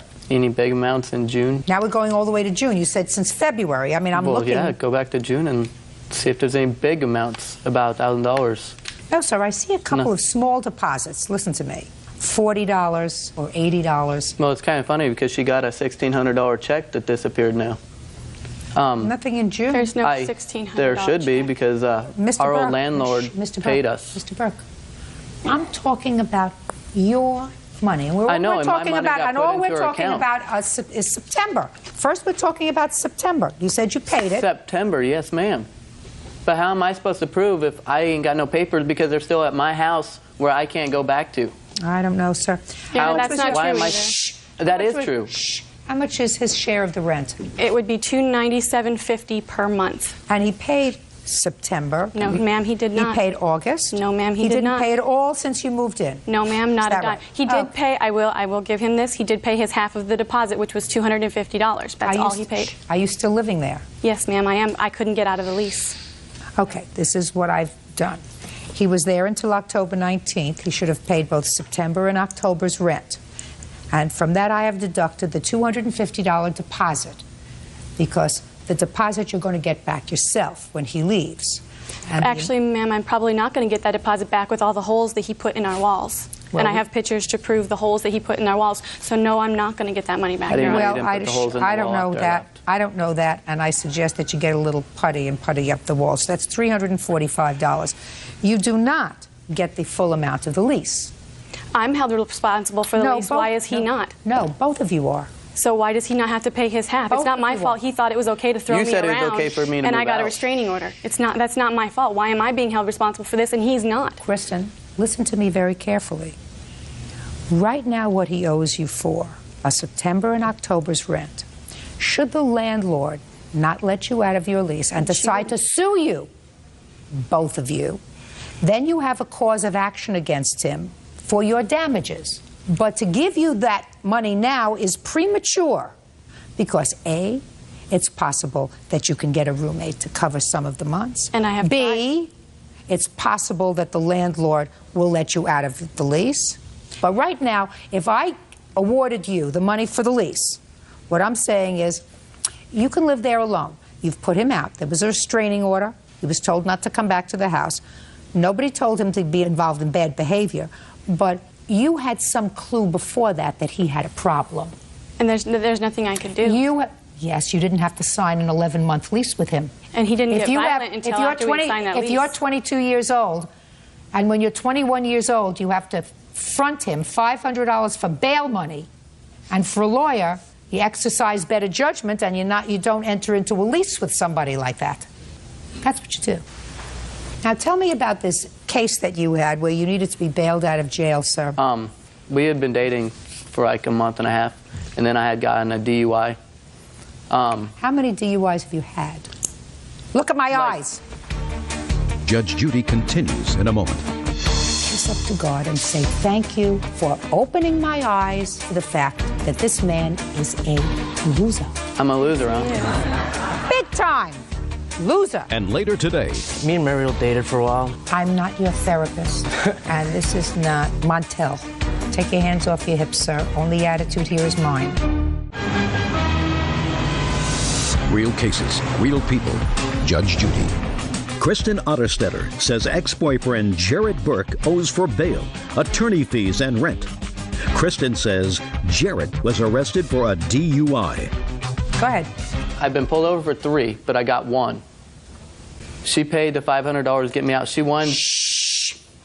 You got pulled over, and when you got pulled over, you were taken to the precinct. Yes, ma'am. And what did you do when you got to the precinct? I had contacted Kristen. I had contacted my sister. You called her? I had contacted my sister to let them know that I was in jail. And what did Kristen say to you? Kristen said she wanted to help me out. And what did you say? I said she could, but I was going to get out anyways. And you were working at the time in construction? No, ma'am. What were you doing? I had just got laid off. I was working at a car dealership. Why didn't you give her back the $500 I gave bail? her money because the terms that we had was that I just lived with her. I had a place to live with my brother, but the terms was if she got me out, she wanted me to live with her. You must be some prize. I guess. Must be one of those hidden things that you don't see.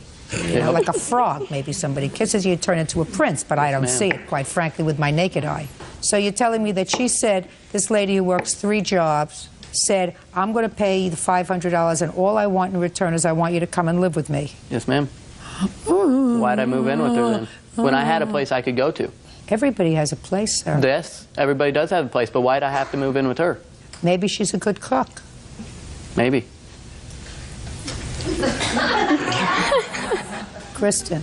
Yes, ma'am. You're 22 years old. Yes, ma'am. I want you to figuratively lean over and kiss the ground and kiss up to God and say, thank you, thank you, thank you for opening my eyes before I did anything stupid like having a child with him. Yes, ma'am. Like marrying him, like buying a house with him. Thank you for opening my eyes to the fact that this man is a loser. I'm a loser, huh? He is. And Big I'm the one time. who got hit by a car. Big time. Loser. You Who think owes her I'm 300, thinking who owes her the goody-goody? $345. Close your mouth. Well, she's the one who hit me by a car. Close your mouth. $345 for the rent. $500 for the bail. How much for the lawyer? $1,000, Your Honor. Show me $1,000 for the lawyer. It's a check that I wrote.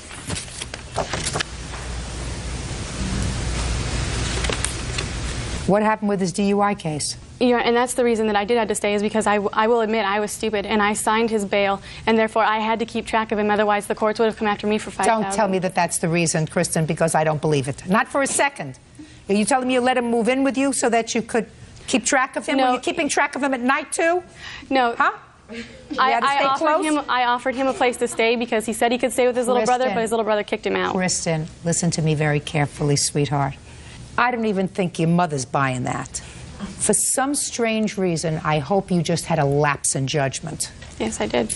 You seem like a hard-working girl who's got everything in order. I'm very impressed with what you've done with your life so far as your work history is concerned. Don't pick on losers. You're a terrific gal. Pick on a winner. Yes, ma'am. Judgment for the plaintiff for the bail, $500, $1,000 for the lawyer, and $345 for his rent. 2 months. That's all. Parties are excused. You may step out. I just figured, you know, if somebody could help give him a fresh start, he may be able to change his life, and obviously he can't. She had beaten me up and hit me with a truck, and I got in trouble for arguing with her, and that's why I got arrested. He just got really angry, threw me around, threw a knife across the room, wouldn't let me out of the house. I attacked myself with a knife. I was trying to go out with my friends that night. She had an abortion, and I just kind of thought my life, was done. I couldn't stand it. I lost everything I wanted. Like she said, I need to stay away from guys like him. And now the next case. All parties in the matter of Maya versus Magana, step forward, please. 20-year-old administrative assistant Mariel Meyer is suing her ex-boyfriend, 24-year-old construction worker Luis Magana, for unpaid credit card charges. Luis says Mariel gave him the card to use as he pleased. Ms. Meyer, I assume this is your twin sister over here that you brought to court. Yeah. And I assume you brought her so that she could tell me what a lousy character Mr. Magana? Magana. Mr. Magana is. Because she used to date him. Yeah. When she got finished with him because she found out that he was a person of, according to her, poor character, you decided not to believe her and you started to date him. Yep. In addition to starting to date him, you got a credit card and decided it would be nice to give him another card. And he's supposed to pay whatever he spent on that card. And he took the card and spent some money, paid you some for the bill, and then you broke up and you claim he still owes you some money. And Mr. Magana says, what? Me and Mariel. First, I want you to stand up on your own 2 feet. All right. Me and Mariel dated for a while. Listen to me. I'm not your therapist. And this is not Montel. So I don't care about you dating. I already said you were dating. Take your hands off your hips, sir. Only attitude here is mine. I feel I don't owe her that money because, first of all, I never asked for her to give me a card. She gave me the card. Okay, so that's the first thing. You never asked her for the card. No, ma'am. Okay. Let's have it all at one time because I'm really interested in all of your defenses. I want to hear them all. First, you never asked her for the card, but she gave it to you anyway. No, I did not. Next. She said that she got the card because she wanted to build up her credit and that I could make some charges on it. So she gave it to you so that you could make charges on it so she could build up her credit. Yeah, making payments back on the credit card and whatnot. And that you were going to make payments on it. Yeah. The agreement that we made was that I was going to give her some money. This was after the fact that we had broken up and she discontinued the card for me. It was never an agreement that I was going to pay whatever things were charged on there. Can I say something? No. These things were charged. He's doing miserably enough on his own. Why don't you just let him finish? These are things that were charged when we'd go out partying, clubbing, and whatnot. Things that were charged so I wouldn't look like a cheapskate or whatever when we'd go out with friends and whatnot. So you wouldn't look like a freeloader. I guess you can say that. Why didn't you pay cash? Just saw it easier to pay with the card. Well, she could have used her card. I mean, you each had a card, right? That's correct. Why did you use yours? Like I said, when we were with our friends, I mean, being the guy, it looks better. The guy paying for things, so I just whip out the card that I had and put the charges on Well, there. so what you're telling me, sir, is that you really were committing a fraud. You were saying to the other people that you were with, listen, I'm the guy, and I'm taking care of the meal or the club, but in actuality, what you were thinking was, I'm not going to pay for this. Is that what I'm understanding? I'm trying to understand you, Mr. Magana. Because the first reason that you gave me that you're not responsible is because you never asked for the card. Correct. Okay. And so let me respond to that first. If you didn't ask for it, and if you didn't want it, what could you have said, Mr. Magana? I could have said no, but... That's right. You could have said no. I don't need the credit card. I don't want a credit card. I like to pay in... cash. Because if I don't have the... money. I don't want to spend... the money. Right. Look how smart he is. And we've never met. He can finish my sentences. Second thing that you said to me was when you would go out together, because you didn't want to look like a freeloader, and it's because in your mind and in your friend's mind, it's the man's responsibility to pay for the entertainment, right? Correct. You whipped out the card instead of paying cash because you wanted to feel good. That's right. There's a price for that. You want to feel good, you got to do the right thing. You understand, Mr. Magana? I understand. There are no now. free rides here, sir. If you want to look like a freeloader, she'll take out her own card. Then you'll look like a deadbeat freeloader in front of your friends. You want to look like a big shot? Pay the tab. You got it. How much does he owe you? $486.50. That's what you owe her. Did she tell you that that's what you owed? Yes, she did. And what did you tell her? Well, I didn't feel I owed the money. Now you recognize that you do. Is that right, sir? Well, I didn't feel I owed the money because... No, I understand that that's the way you used to feel. I'm sort of hoping that after you and I have explored each other a little bit, sir, you've come to terms with the fact that you do owe her the money. Not necessarily. When she gave me the card, I took that as her giving me a gift. And I don't feel gifts are... Are you trying to tell me I've just wasted my breath on you for the last 10 minutes, Mr. Magana? No. So that you understand that you owe her the money. All right, correct. $486.50, judgment. All right, case number 97 on the calendar in the matter of Haney versus Parson. Parties have been sworn in. You may be seated. Folks, have a seat. Mr. Haney, the defendant, according to you, was a friend of yours. You allowed her to move into your home on a couple of occasions with her children when she was in some financial distress. You claim now that she owes you for a variety of things, some old loan, rent, utilities. Correct. Ms. Parsons says there was never an agreement for her to pay you anything. You are angry over two things. You are angry that she rejected your advances. She was not interested in you in a social way, and that bothered you. And second, you are angry because she reported you to the authorities for abusing one of her children. How long do you know her? I've known her for about 7 years. We dated. A girl I was dating at one time lived in the same neighborhood that she did, same apartment complex. Me and the other girl broke up.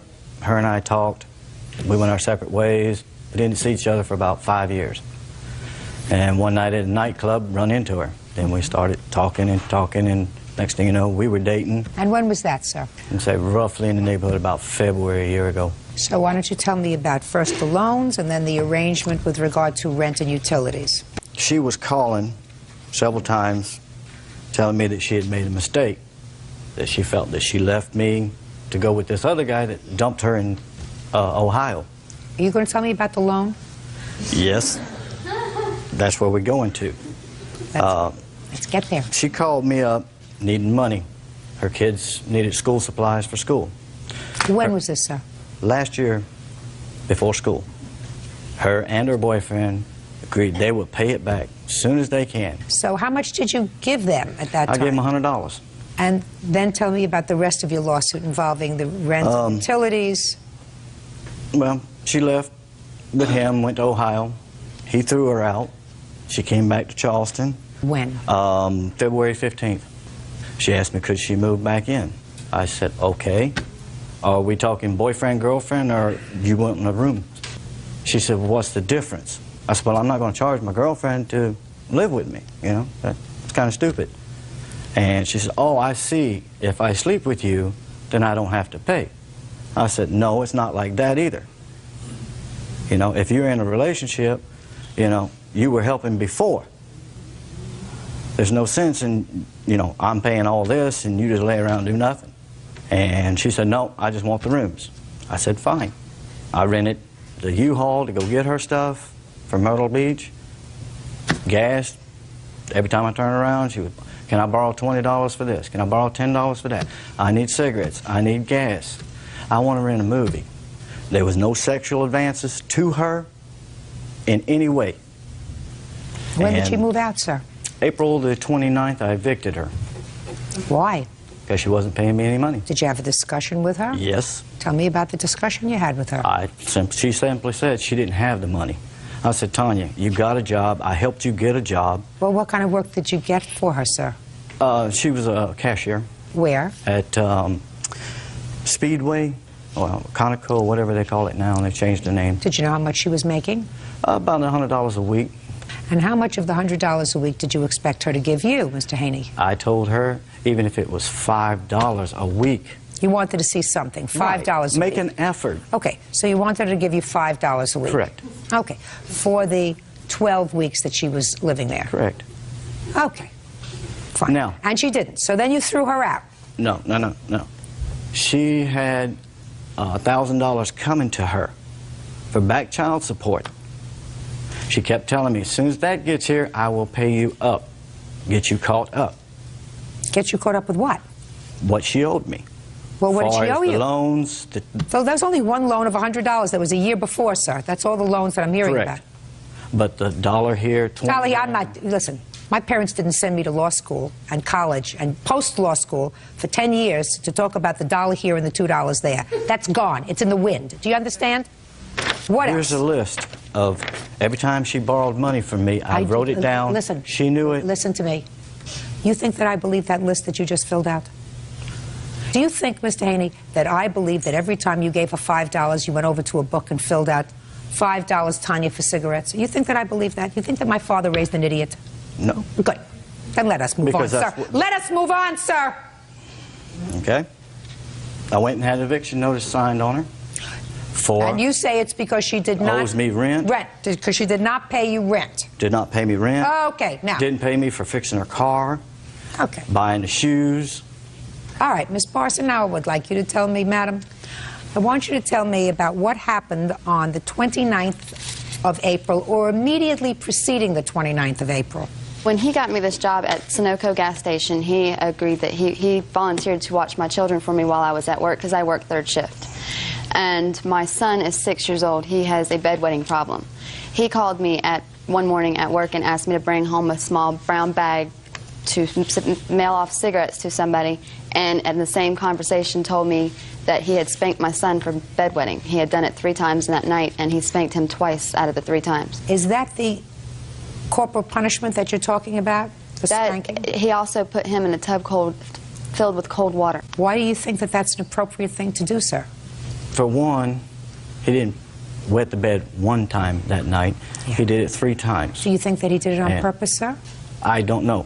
Just like I told him... Just a second. If you don't know why he wet the bed, that means that you don't know whether he suffered from some sort of a psychiatric disability or a physical disability. You had no idea. No, but at the same time, the first time he wet the bed, nothing was done. Because he got up in the middle of the night, changed his own clothes, got back in bed, and urinated again. What does that tell you, Mr. Genius? What does that tell you, Mr. Genius? Did that tell you that the 6-year-old was maybe perhaps embarrassed? Well, you know, well, what? We have gone, him and I have talked about it. Logan, what's wrong? You know, is there something wrong? No, I'm just lazy. Because he has her. I want to ask you a question. Did you get your degree in psychology from an accredited university?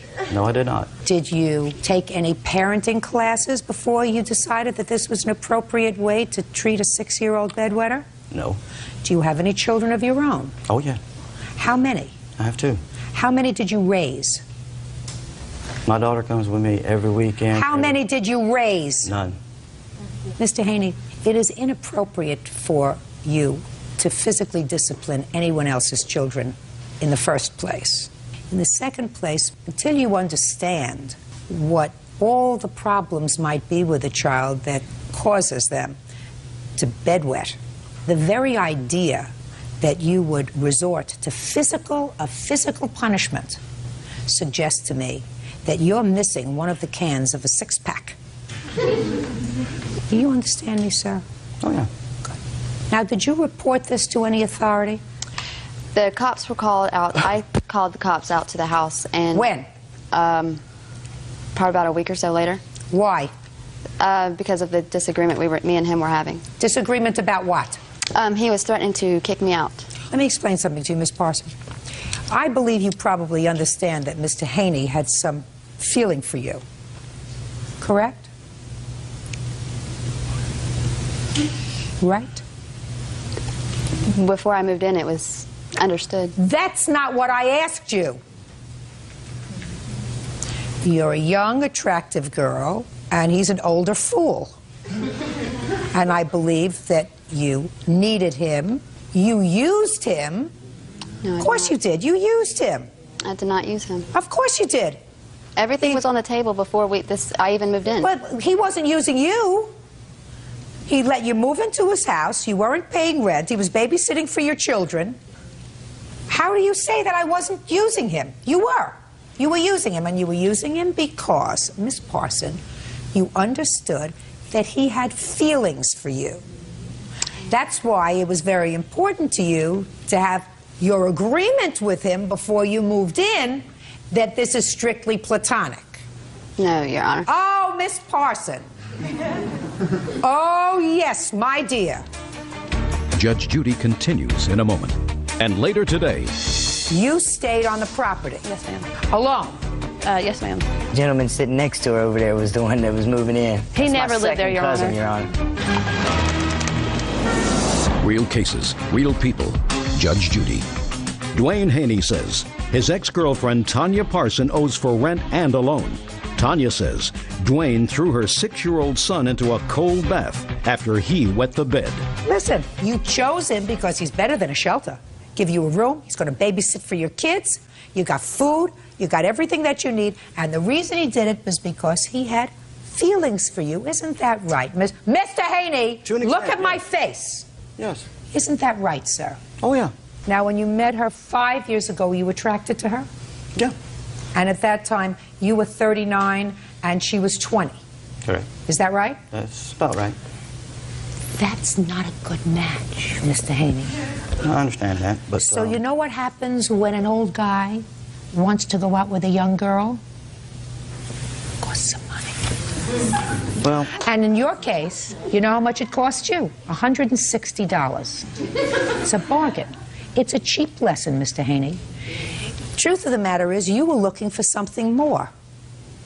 Mr. Haney, look here, sir. You were looking for something more. Unfortunately, it didn't happen. That doesn't let you come to court like a crybaby and say, now I want all the money for cigarettes and gas I gave her over the 3 months that she lived with me, and this $100 I gave her for school supplies a year ago, because I guarantee you this, Mr. Haney. Had Miss Parson decided to come across and move into your room, you would have forgiven the $100 loan and all the $5 cigarettes and gas. But the fact that she rejected you, and the fact that she ultimately decided, well, I'm going to even make it a little bit more difficult for him. He spanked my kid, and he shouldn't have done that, which, by the way, you shouldn't have done. That doesn't make a lawsuit. That makes a bad relationship. So, Mr. Haney, This relationship didn't cost you a fortune, sir. It cost you a couple $100 and a good lesson. Find somebody age appropriate. Your lawsuit's dismissed. That's all. Parties are excused. You may step out. It wasn't what the way the judge put it out to be, that I just wanted to sleep with the girl. No, I didn't. It was agreed upon when I moved in there that it was going to be strictly platonic. I felt sorry for her because of her kids. I gave her a place to stay. She agreed to pay me the $200 a month. Once I got in there and he was asking me where was I going, who was I with, why was I with this person, why was I doing what I was doing, and I told him that that was none of his business, it continued to go downhill. The judge ruled, that's it, end the case. And now the next case. All parties in the matter of Collins versus Collins. Step forward, please. Store manager Angela Collins is suing her ex-husband, construction worker Jack Collins, for his share of foreclosure fees. Jack says it was Angela's fault the trailer was repossessed. Miss Collins, this is your former husband. Yes, ma'am. And you claim that he owes you $750 because you were forced to pay certain assessments on a home that you jointly owned before the divorce. Yes, ma'am. And that you were forced to settle with the whatever company recently. You had no knowledge prior to the divorce that this was going to be a problem, and you feel as if it's only fair for him to pay his fair share. Yes, ma'am. And he says it was your house, deal with it. Right? Yes, ma'am. When were you married? In 98. 1998. And when were you divorced? 2002. And when did you separate? Probably about 2000. Who lived in the home? Me and him, and our 2 children. How old are your children? They're 11 and 12. See from the papers that the children don't live with either one of you. Is that right? You're right. They live with my mother. Why? She adopted them. Why? Because she couldn't handle them. She didn't want me to have them, and she didn't want them, so that's why she Stop tapping. tried to sign. She wanted to sign adoption, wanted me, pretty much forced me into signing adoption papers over to her mother for financial reasons, you know, and it just didn't make no sense. She didn't want me to have custody of children, but she didn't want custody of children, and they didn't want me to see them. I still don't see my children. Then that's what happens when you sign away your legal rights to the children. Okay, so you separated in 98, and you stayed in the property. Yeah. Is that right? From February to May. Alone? Yes, ma'am. The Are you gentleman, sure? Are you sure about that? I'm the positive. gentleman sitting next to her over there was the one that was moving in. He That's never my lived there, second Your cousin, Honor. Your Honor. When I started seeing him and his mama kept coming there and they wouldn't leave, and that's the reason I ended up moving out. We was just dating, Your Honor. You say he was in and out of jail for burglary and drug use. I stayed in our manufactured home that was on his parents' property and continued on my life with a new spouse. No, we was not married. We're still not married. We was just seeing each other, and he never lived there. Did he stay there? No, ma'am. Did he come to visit? Yes, ma'am. Did he stay over occasionally? Yes, ma'am. Of course he did. All right. So, did you pay the mortgage during the whole time you were living there? Yes, ma'am. Okay, what happened in May? Him and his mother kept coming over, and they kept kicking in the front door, and then he got he got upset because I was seeing him, and they kept showing their butt, and he tried to run me off the road, and they kept kicking in the front door, so I just moved out. Why didn't you take the trailer with you? I didn't have nowhere to take it to. So you just left it? Yeah. When he left, did he say to you, this is your problem, this is your trailer? No, actually, he said him and his father was going to move into the trailer and keep the trailer. But what happened to the trailer? It got repossessed? It got repossessed with half my stuff in it, Your Honor. Did you pay them this $1,500? Yes, ma'am. Let Here's me the see. receipt right here.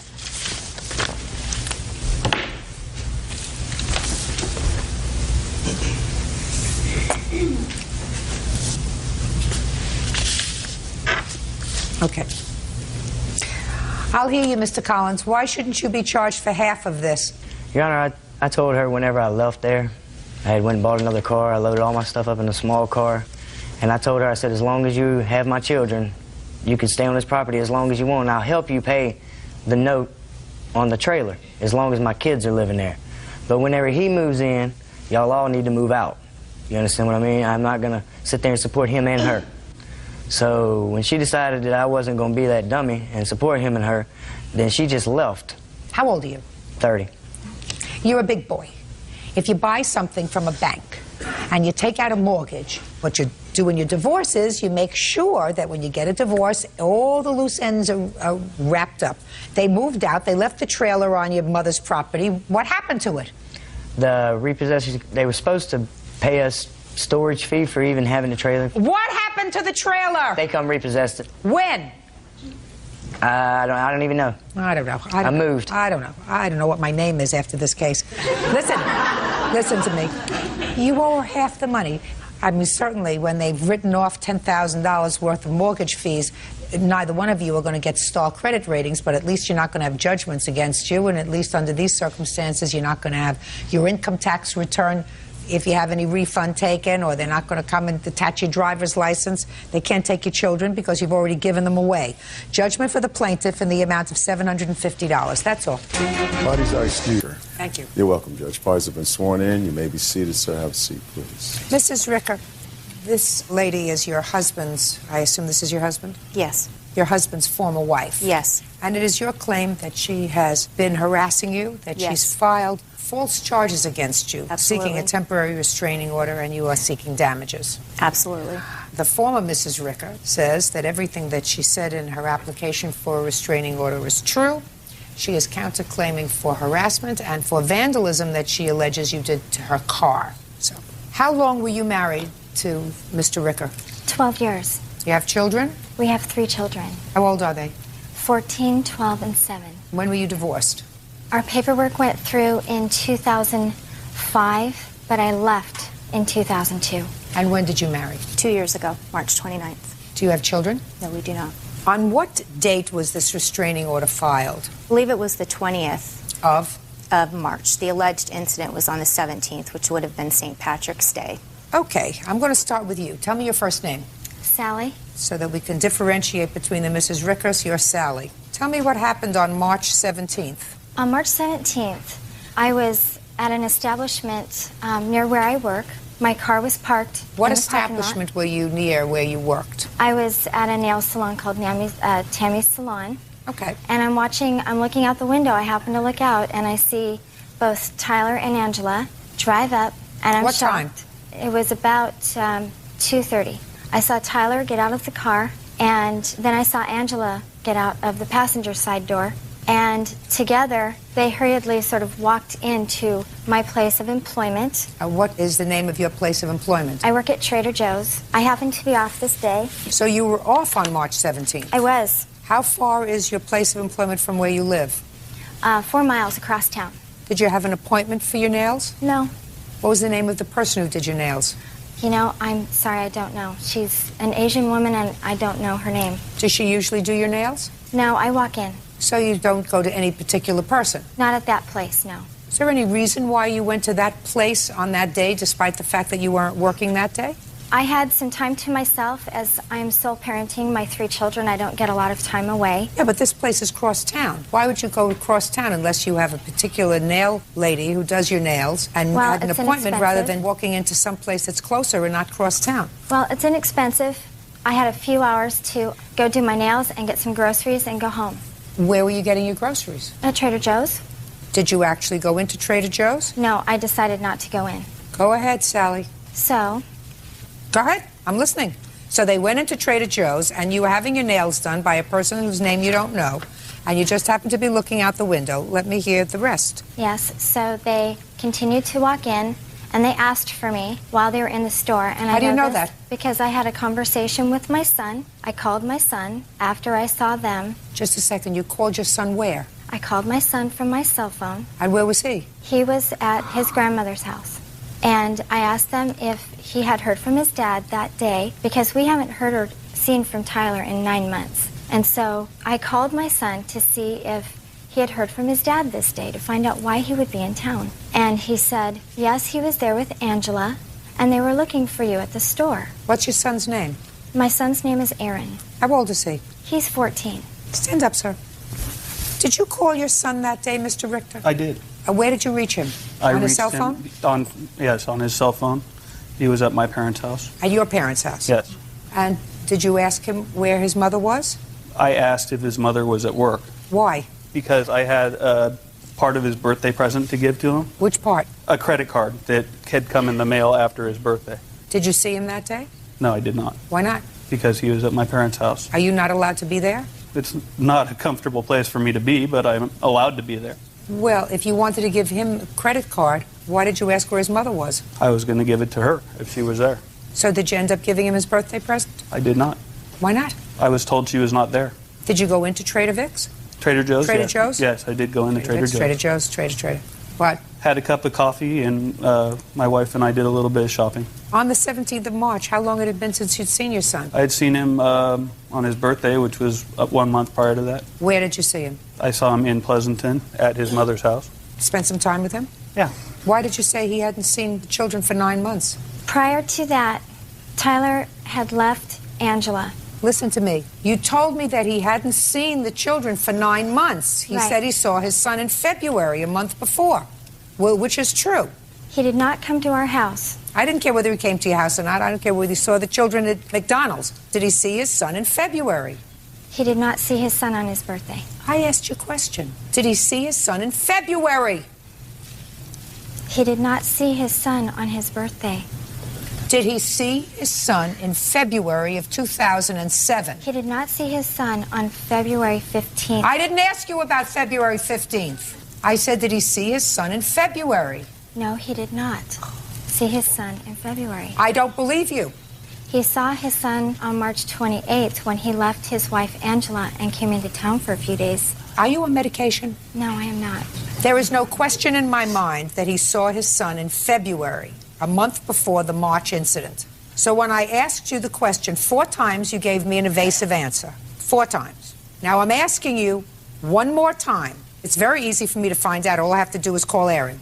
Did he see Aaron in February, anywhere, at any time during the month of February of 2007? I'm telling you that I don't. He did not see his son in February. I would have known that because we were together. If he saw his son, it could have been at school. He sees Where his did you son at see school him in sometimes. February? I saw him the weekend before his birthday. I had a hotel room in Pleasanton at Extended Stay Hotels. His mother dropped them off there, all 3 All of my 3 children. children? Yes, they stayed the with me for the hotel? entire weekend, including Monday, which was a holiday. Then I saw them later at her house in February. Of And I 2007. was there on his birthday. In February 2007. Yes. Let's go, That Sally. is not true. Let's That is not true. just a When he- second.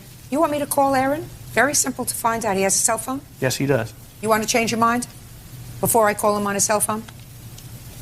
Do you want to change your mind before I call him on his cell phone? I hate to get him involved in this, but I'm prepared to do it because it's very important to me. It's important to me to be able to speak as well. So I asked do you a want- question. Did he see his children in February of 2007? And I'm Yes. going to be able to Yes. find that out either through you or through Aaron, who I will reach Yes. on his cell phone. On February 27th. Yes, in February, Tyler saw Aaron. Fine. Judge Judy continues in a moment.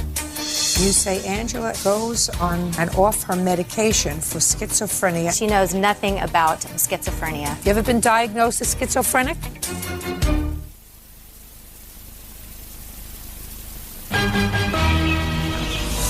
Real cases, real people. Judge Judy. Angela Ricker claims her husband's ex-wife, Sally Ricker, falsely accused her of vandalizing her car. Sally is countersuing for car damage and lost wages. Okay, now you're going to tell me that you saw Angela vandalize your car. Yes, I did. Is that you're going to continue? Let's go. So on the way back out to the car, I was watching Angela as she had circled my car, and she started by standing and waiting for me, and then I saw her come around all 4 circles of my car with sort of a dragging movement with her arms swiping. And when I saw her out there, I had no idea what she could have been doing to my car. I knew that she may have been... Don't tell me what you thought. I don't care what you thought. Okay. You have pictures of your car and you have a police report. I do. I'd like to see it, please. These are the 2 that printed out. And then this is the police report.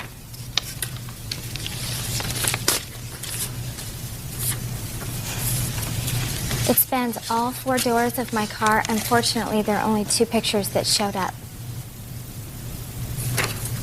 Did you scratch our car? No, I did not. Tell me what happened when you left Trader Joe's. We got into the car and we went home. We were going to my grandmother's. When I go from San Leandro to Stockton, where my family is, we usually stop at that Trader Joe's. It's right off the highway. It's very convenient for me.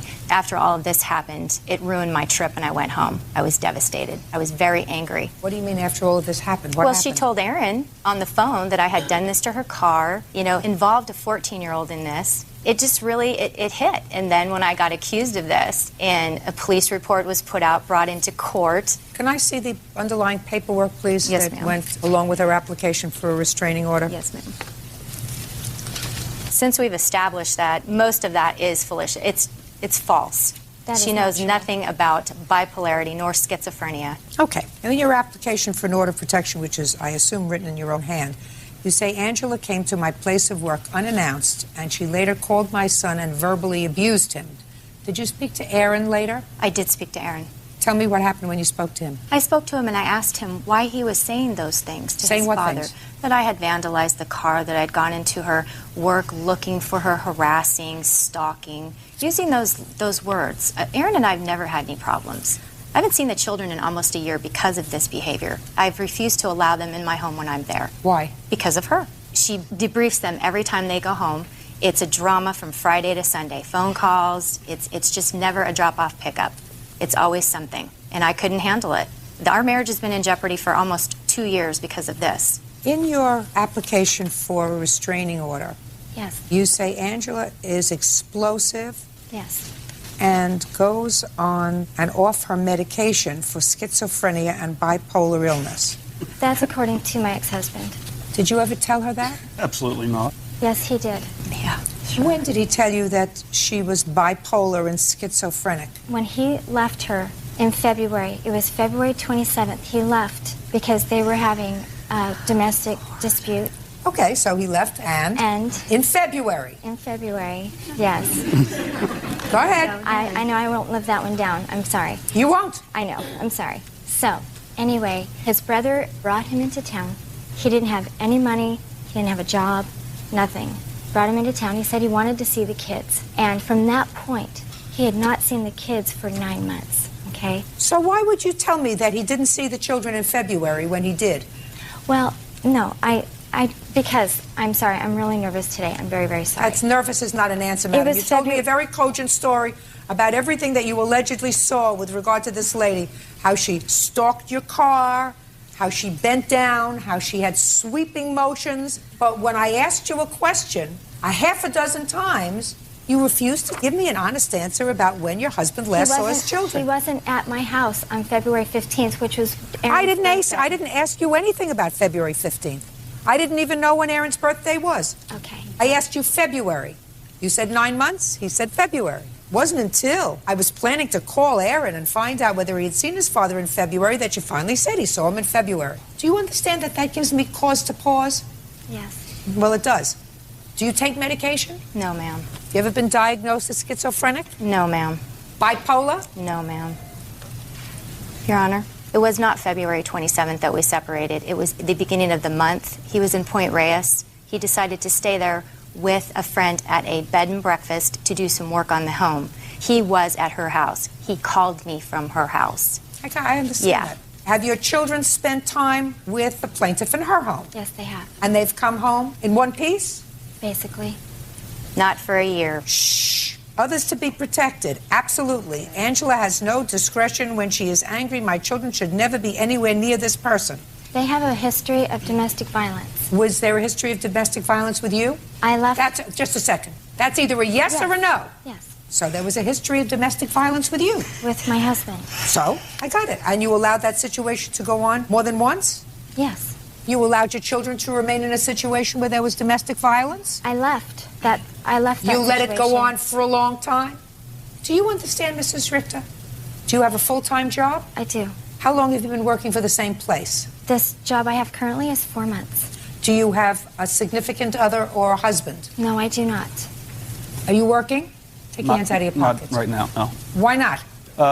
Is not an answer. I had a job up until April 1st working on airplanes. I was let go from that job. Up until April 1st, were you paying child support? I was. How much? $411 a month was taken from my checks. How long had you been paying the $411? Only for a month at that point, and then there was a large gap between that point and the last time I held a job. Well, Mr. Richter, that's unacceptable, sir. I understand that. Very unacceptable. No, not I'm unacceptable. injured, Your Honor. I'm injured. Very unacceptable, sir. I do understand that. I was injured at my last job, Yeah. and the injury prevented me from working. What was the last job? The last job was working for Vortex Stores. Yeah. And what year? From June to August of 2006. Well, that's a couple of months, sir. I understand that. I was injured. I had a severe back injury. So that you were out of work for 2 months? I was out of work until I got a job in March of 2007. Who supports you? Workman's Comp was supposed to be, but the company that hired me is fighting all of that, and so Workman's Comp did not pay my payments. That's currently So you've been in separated. litigation. You've been separated from your former wife since 2002. Since 2002. Since 2002, until you were injured. Just listen to me carefully. Until you were injured in June of 2006, were you regularly paying child support? I was. I regularly paid child support when I had a job. That's not my question. Don't play with me. Oh, I'm you not two playing people with you, Your deserve Honor. each other. You two people deserve each other. Not when you were working.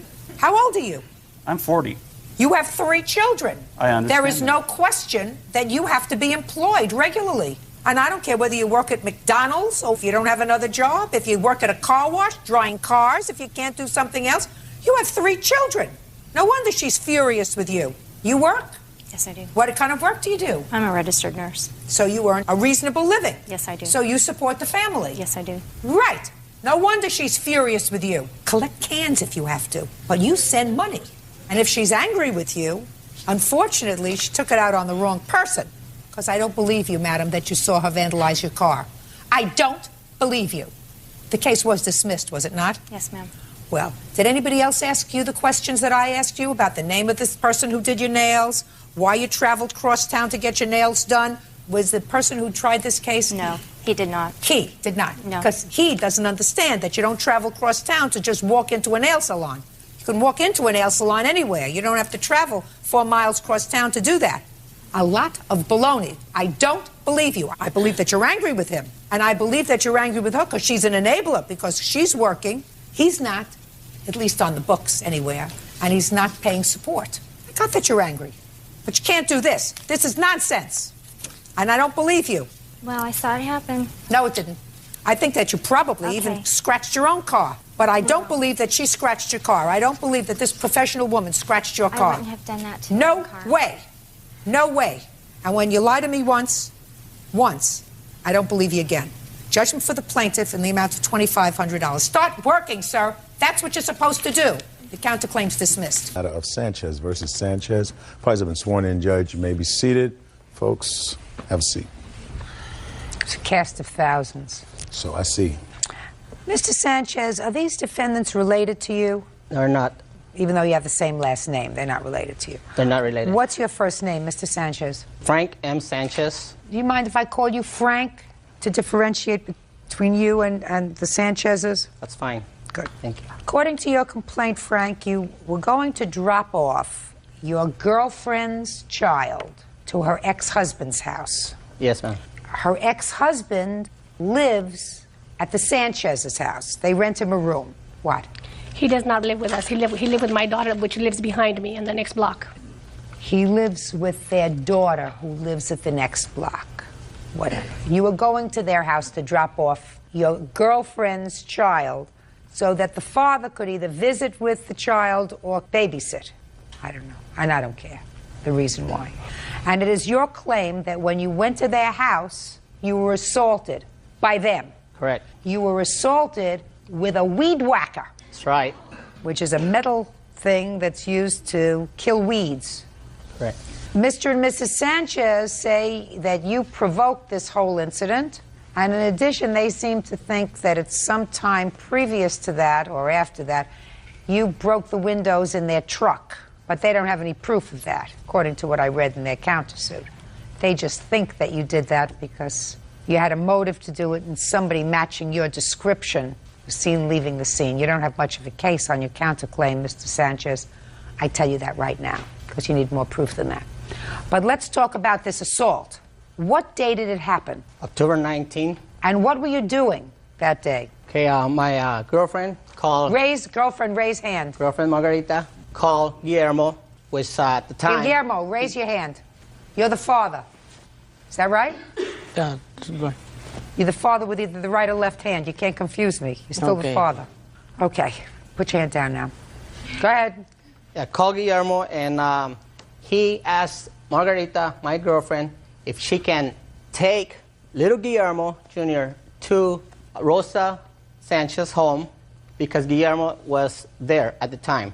And the reason we took the baby is because every other weekend he gets the kids. So we took him October 19, approximately 9 in the morning. My son and myself were in the car. Margarita got off the car and walked the baby about halfway Rosa Sanchez's yard. Started walking back to the car. Well, where'd you leave the baby? With the Guillermo received the child. Who's Guillermo? Guillermo Loza. Did you get your child? Yeah. So you took possession of your child?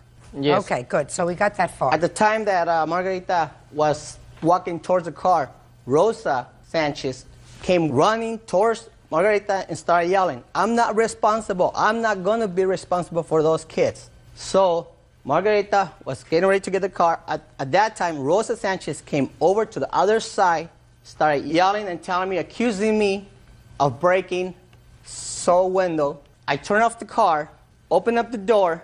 I was in between the door and the car, one hand on the rail of the window, 1 foot in the car and 1 foot out of the car, standing in this position.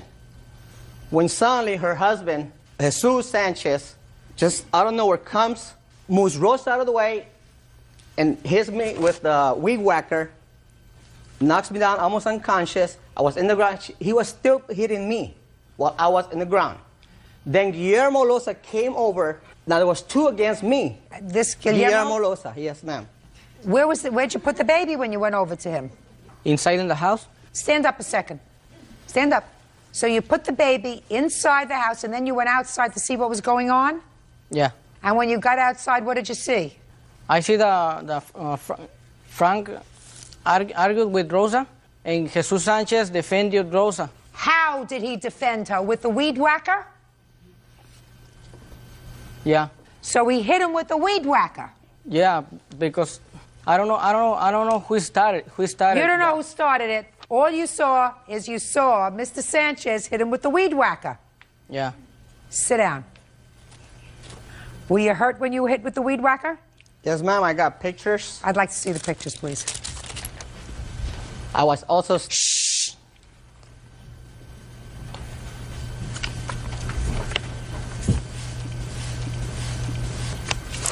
Okay, now tell me your version of the events. Okay, Frank called me on Friday night and told me that he was going to bring Guillermo's son so I could take care of him. And I told him that I would not watch him because I already had my 2 children and his 2 children. He said, "Where was Guillermo?" I said, "Guillermo was helping my husband clean the building that we clean, and that I was not going to watch him." And he says, "Look, whether you like it or not, you're going to watch this kid. I'm bringing him to you right now." I told him, "Don't come to my house because I'm not going to receive that child. I don't want no more children. I have no more responsibility of any more children."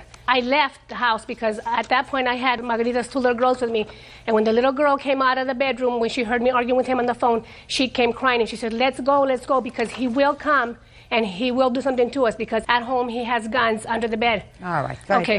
I'm not listening to what you say the child said to you. Okay. So then we left, and then we came back, and then he came and he pounded at my door for several minutes, and I did not open the door. Did you go to her house that evening, sir? Yes, ma'am. You did? Just answer my question. You went to her house that evening? Yes, that was October 18, approximately 8:30. Fine. Go ahead. Okay. That night at 11:30, when they got home from cleaning the building that we clean, we heard noises on the side of the house, and we went out, and we seen a gentleman at the same frame as him and everything running away from our car. All right, that's on what you base the fact that he broke your car windows. It's not enough proof, Mrs. Sanchez. Well, the next day, she calls and says that she's going to bring the child over, and I told him, tell her not to bring the child. What's it your business? It's not, baby. I didn't want the child at my house. I don't care whether you want him or not. The only reason that she was calling you is because he was there. Listen to me carefully, madam. He has a responsibility to his 3 children, not to clean your husband's buildings, not to clean up your yard, not to clean up your house, not to clean up anything else of yours. On the weekends when he's supposed to be a father to his children, he's supposed to be a father to his children. And if you elect to have him clean rather than be a father to his children, then you can babysit for his children. Do you understand what I'm saying to you? You get it? Yes, I do, ma'am. Very good. Judge Judy continues in a moment. She brings the child over, and she just pushes the child into my yard and walks away. No, That's a lie. He pushed me, ma'am. I don't believe you. Real cases, real people. Judge Judy. Frank Sanchez says, while dropping off his fiance's son, he was assaulted by Rosa and Jesus Sanchez. Frank claims Jesus hit him with a weed whacker. His job is to see to it that the mother of his children, who has 3 children all the time, has a break Saturday and Sunday. Quiet. That's his job. And you're interfering with that, you and your husband, if you've got him doing work for you on the weekends when he's supposed to be taking care of his children. You understand? Just in case you think you're right, you're wrong. What you're supposed to say is, this has nothing to do with me. He's available to take care of his children. And you say to him, Guillermo, your former wife is coming over with your children. You better stop doing my yard work, stop cleaning out my basement, stop cleaning out my buildings, because your responsibility is to take care of your children now. Do you understand? Yes. Perfect. Go ahead. So then he brings the child over, and she just pushes the child into my yard and walks away. No, that's a lie. That's a lie, because Guillermo just told me she handed him the baby. He took the baby inside the house, and then he came outside the house. When I read the answer here, Mrs. Sanchez, what you say in your answer was outrageous. What you say in the answer is that he took the baby, dropped the baby off in the middle of the grass, and walked away. And you're following him saying, don't leave the baby there, I'm not taking care of him. Well, that's a lie. That's not what happened. What happened is the mother of the child handed the child to the father of the child, and you got involved. And the reason you 2 people got involved is because you thought that he had broken your truck windows the night before. And he may have done that. I'm not saying he didn't do it. You don't have proof, but that doesn't mean he didn't do it. Doesn't give you the right to hit him with a weed whacker, sir. Doesn't give you the right to hit him with a dangerous instrument and cause him the kind of injury that you did. You understand? And that you're responsible for. He may be a hothead. Are you living with him? With Frank? Yes. Yes. Stand up. Over here. I didn't call for you. I need an interpreter. I'm the interpreter. Okay. Good. You live with Frank? Yes. How many children do you have? 3. How long have you lived with Frank? Almost 2 years. Who are you going to interpret for? Oh, okay. Good. Sit down. Does Frank support the children? Yeah. What about their father? He don't pay child support. He don't help me in nothing. Does he work for Mr. and Mrs. Sanchez? I don't know. Does he work for you? No, he doesn't.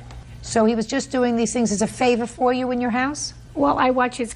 That week, I had watched. My sister had watched his kids for him. He was just over at the house. He wasn't helping us do the yard, ma'am. Listen he was to just me. there. No, that's not what you told me before. You told me he was working in the yard, and the day before he was cleaning out your husband's buildings, right? Mm-hmm.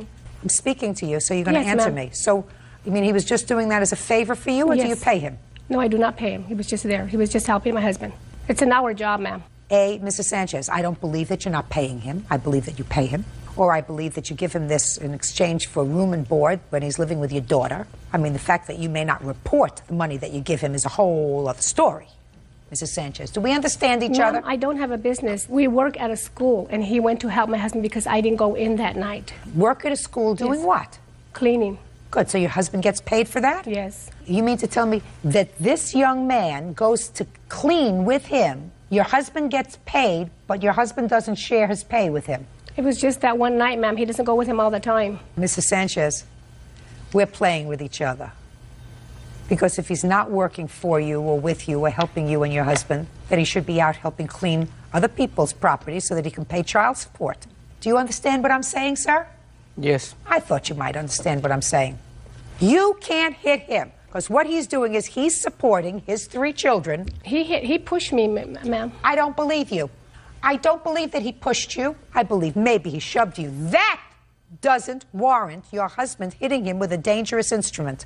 And the reason it happened was because you were angry, because you thought he broke your windows the day before. That's what happened. It's easy. It's as clear as the day. You can't do that. And you have no right to interfere with his parental responsibility to take care of his children, because these people are entitled to a couple of days every other week without little children to take care of so that they can have a little bit of freedom and he's got to take care of his kids, right? Right. Now he lives with your daughter. He doesn't live with her anymore. But he used to? But as roommates, not as boyfriend and girlfriend. Oh, fine. That's She even better. rented They were him a- roommates. Yes. Well, what did he use to pay his share of the rent? He works construction, ma'am. He does. Yes, he he works construction. If he works construction, how come he's not paying child support? I don't know. You don't know?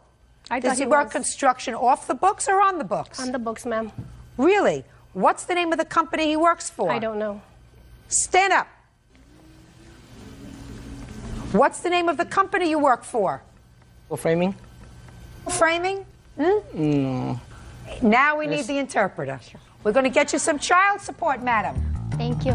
What's the name of the company? Because I'm going to call them. Make sure you give me the right information. Framing. Ma'am, every time he goes to different stories He like goes that. to different sites. Yeah. But it's framing. You're framing houses, right? Yes. You Yes. get fake cash. Shh. I'm way ahead of you, sir. How long have you been working for framing? 1 year. April 15th passed this past year. You know what April 15th is? Yeah. What is it? I don't understand. Taxes. Oh, taxes? I don't have, no agarro taxes. I don't do taxes. Everybody does taxes. Todos hacen los impuestos.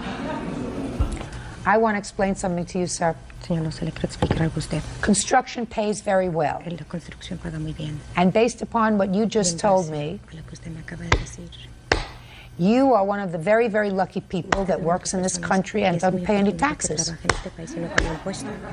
You also don't pay any child support. Paga la manutención de los That is a very, very foolish thing. Eso es algo muy mal.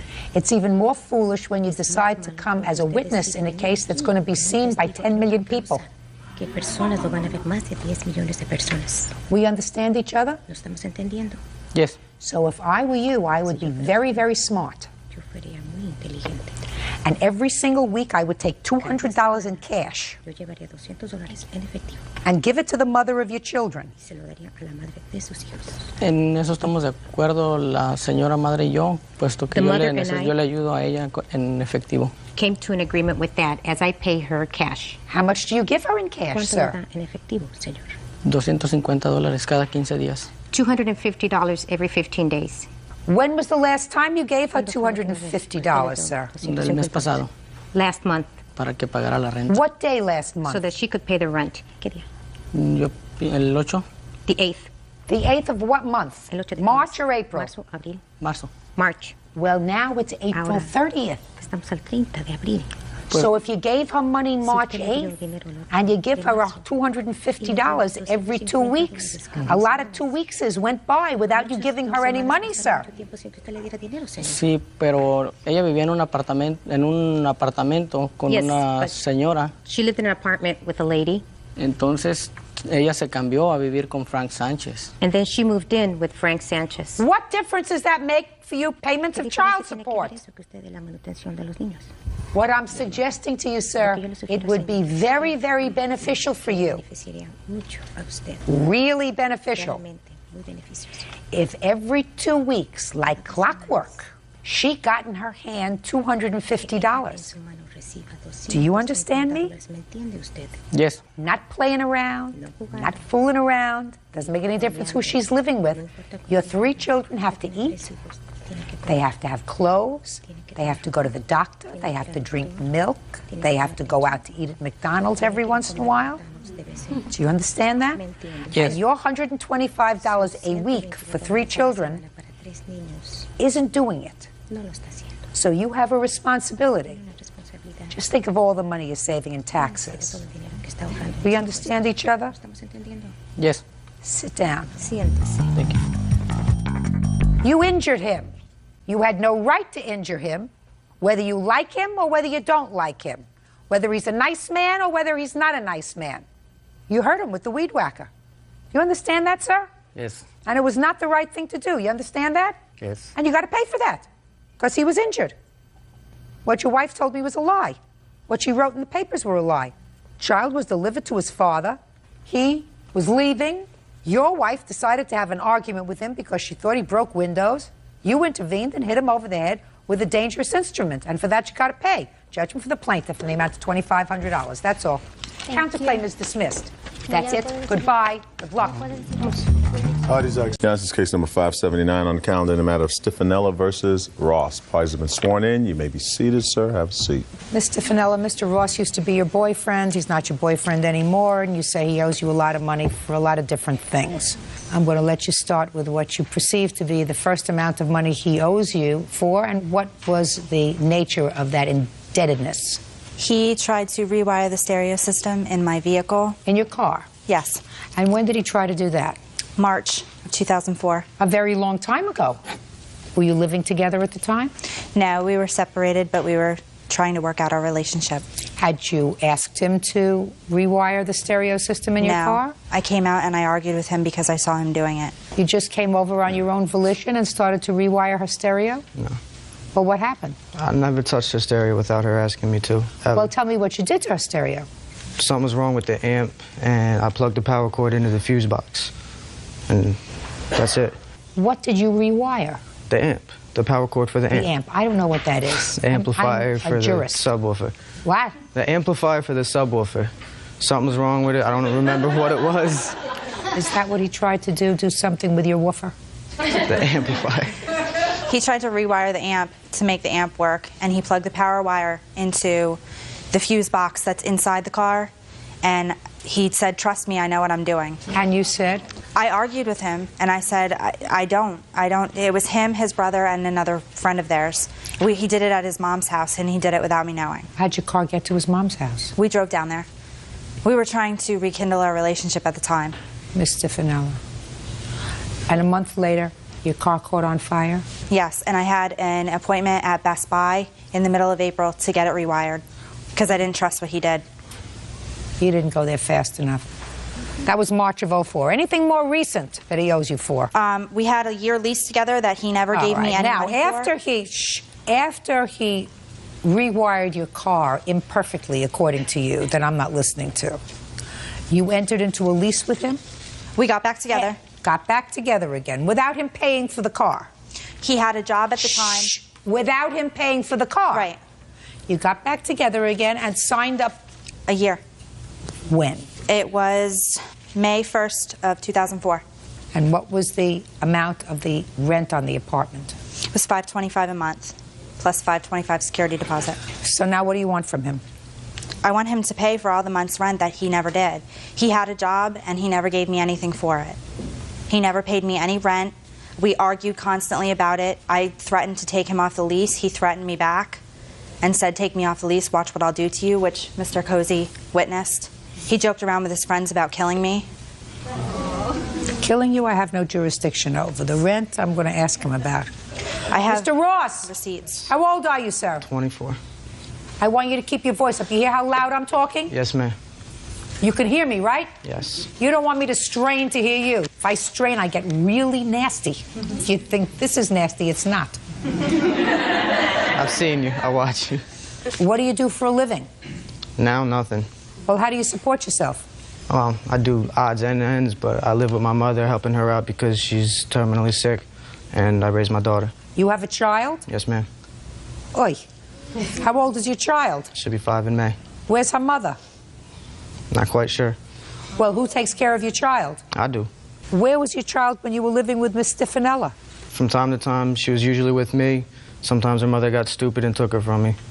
Who was paying the rent when you were living with Miss Stefanella? She was most of the time. Why didn't you pay your share of the rent? Because a lot of the time I wasn't working, but... Why weren't you working? I was dumb. What else? I don't know. Because he was doing drugs and having underage drinking parties. Well, so he was doing drugs, Miss Stefanella. Now, I could have suggested to you, I'm speaking. I could have suggested to you that Mr. Ross was doing drugs, and I've only met him just a moment ago. He doesn't recognize it yet, but the drugs that he did up until age 24 have done a substantial job of frying his brain. You understand that, Mr. Ross, don't you? Yes. Well, that's pretty stupid, especially if you have a 5-year-old child and you are the better of the two parents. I smoked marijuana, that was it. She's got it in her head that I was doing all types of other stuff. Your Honor, I have police reports that state that he was, from the chief himself. Mr. Ross? Yes, ma'am. Quite frankly, I am caring less and less about Miss Stefanella's claims of rent and other nonsense that you owe her.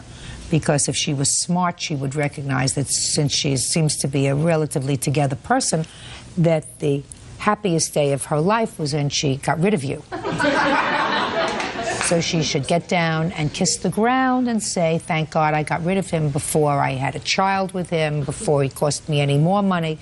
Worst thing that's happening is I'm living in an apartment, and if you're still living there, are you still living there? No, I had to move out. So you moved out? Because I caught him doing cocaine. Yeah. Listen, was he doing marijuana before that? According to you? From time to time. Well, from time to time he was doing marijuana, and he wasn't working, right? He was working, but he wasn't giving me any money. Well, what did you think he was doing with the money? Gianna, that is completely untrue. What did you think he was doing with the money? Drugs. Drugs. And buying beer for the underage people that he had drinking when I was at work. Listen, Miss Stefanella, my dear, how old are you? I'm 26. You made a bad choice. Is this the first bad choice that you've made? No. So you're supposed to learn from your mistakes. You think that you could look at him through my eyes for a second? Take a look at him. Is this someone that you would want to have father your children? No. You got off scot-free. Judge Judy continues in a moment. The police were called that day due to drugs being on the property. When did the police arrive? When I called them because I caught people doing cocaine up in the bedroom. And later today, You had a brain whatever and decided that you had to have a $5,000 dog. I did not ask Miss Hooten to give me the loan. She offered. That's a dumb thing to say. real cases, real people. Judge Judy. Angela Stefanella claims ex-boyfriend David Ross owes for breaking a lease, the cost of a mattress, and for damaging her car when he tried to fix it. What bills are you still getting that belong to Mr. Ross? The electric bill from the old house. He had no money to get oil, so they had the stove on constantly. And I have an electric bill here. Him and his friends. He partied there constantly. You mean when you moved out? Yes. After you moved out? After I moved out, they partied there constantly. How long did you live there, Mr. Ross? 2 or 3 weeks, maybe. He got evicted. What were you doing for the 3 weeks that you were living there? Or 4 weeks that you were living there? She's pretty much correct. Partying, having fun. Well, who's supposed to pay for all those bills that you racked She up? told me she took the electricity out of her name. Can I see it, please? When did you move out? I moved out at the end of January. Okay. Well, this is a balance as of February 8th, madam. We're talking about 1 week on the electric bill that he was living there by himself without you. Yes, and I'm asking him to pay half, and he never did. He owed you money for a year for your car, according to you, which I think is a lot of nonsense, right? Yeah, I have it. He never paid you. So instead of recognizing, instead of saying, guy's a deadbeat, he owes me for this, he said he was going to pay me, never did, instead of saying, I'm not going to put myself in a position of being in business with him, you sign a lease with him. You know he's doing drugs. Then you get yourself even more involved with him. And you don't even put him out right away. I did. I threatened to have him taken off the lease, and that's when he threatened me back. I called the police, and they would not remove him from the residence because he was on the lease. They can't remove him from the residence because his name's on the lease. Exactly. So I had to leave because he said he wouldn't. How many months did you live there free of charge, Mr. Ross? I don't know, because I did work, and when I did work, I did give her money. I just didn't work constantly. You punched a hole in the wall, according to her complaint. Did you do that? Yeah. Security deposit is $525? Yeah. How much did you get back? None. Nothing? No, because there was dog feces everywhere from the puppy that he had gotten. You got a dog? I have that stated in the police report. And there wasn't dog everywhere. I have Just a second, there was a dog? Yeah, I have a dog. Why did you have a dog instead of a job? I did have a take care of job. the dog? I had a job up until I moved down to my mother's. No, he didn't, Your Honor. Okay. Why'd you punch a hole in the wall, sir? I don't remember exactly the reasons, but I imagine because I was mad about something. Because, Probably well, that you owe her for. That's $525. She didn't get her security deposit back, which you didn't pay for. Okay, but the last time we talked about the security deposit, after we broken up and we were still talking decent, she came to me and she said that she asked me if I could pay her half of it, and I agreed to that. So show me where you paid her half. I didn't. Now you're going to pay her the whole thing. Okay. Now, the last part of your complaint deals with a mattress. Yes. When you left the house, you left the mattress there. The mattress was yours. You claimed that you came back and the mattress was disgusting. He says you left the mattress there, so what do you care what it looked like? Did you come back for the mattress? Yes. I came back 2 days after he was out, I was told not to go back to the house from the police because there were warrants on him, criminal warrants on him. What happened to the mattress, sir? The mattress, when she came and moved all her stuff out, she told me she didn't want it. Did she remove any other furniture? Yeah, everything, every other single solitary thing that was hers in that house that she wanted, she moved. Did you move out of the furniture in the house? I moved out other furniture, but not all of it, because I was told not to go back by the police. When did you move out the other furniture? On the 11th of February. Who did you go there with? My witness. And what furniture did you take out? Couches, my bedroom furniture, whatever we could fit in the van that he had. And where was he? Right there. So there was no problem? No. Oh, I helped him move. Perfect. If you wanted the mattress, you would have taken it. I couldn't go back because the police were called that day due to drugs being on the property. You mean in between the time you got your couches out and you wanted to go back for your mattress, you were advised by the police not to go back? Yes. Shh. There was methamphetamines on the property. When? Just a second. When did the police arrive? When I called them because I caught people doing cocaine up in the bedroom. Oh, so you called, after you finished removing your property, you called the police? Yes. Judgment for the plaintiff in the amount of the security deposit, $525. That's all. Step out. Parties are excused. You may step out.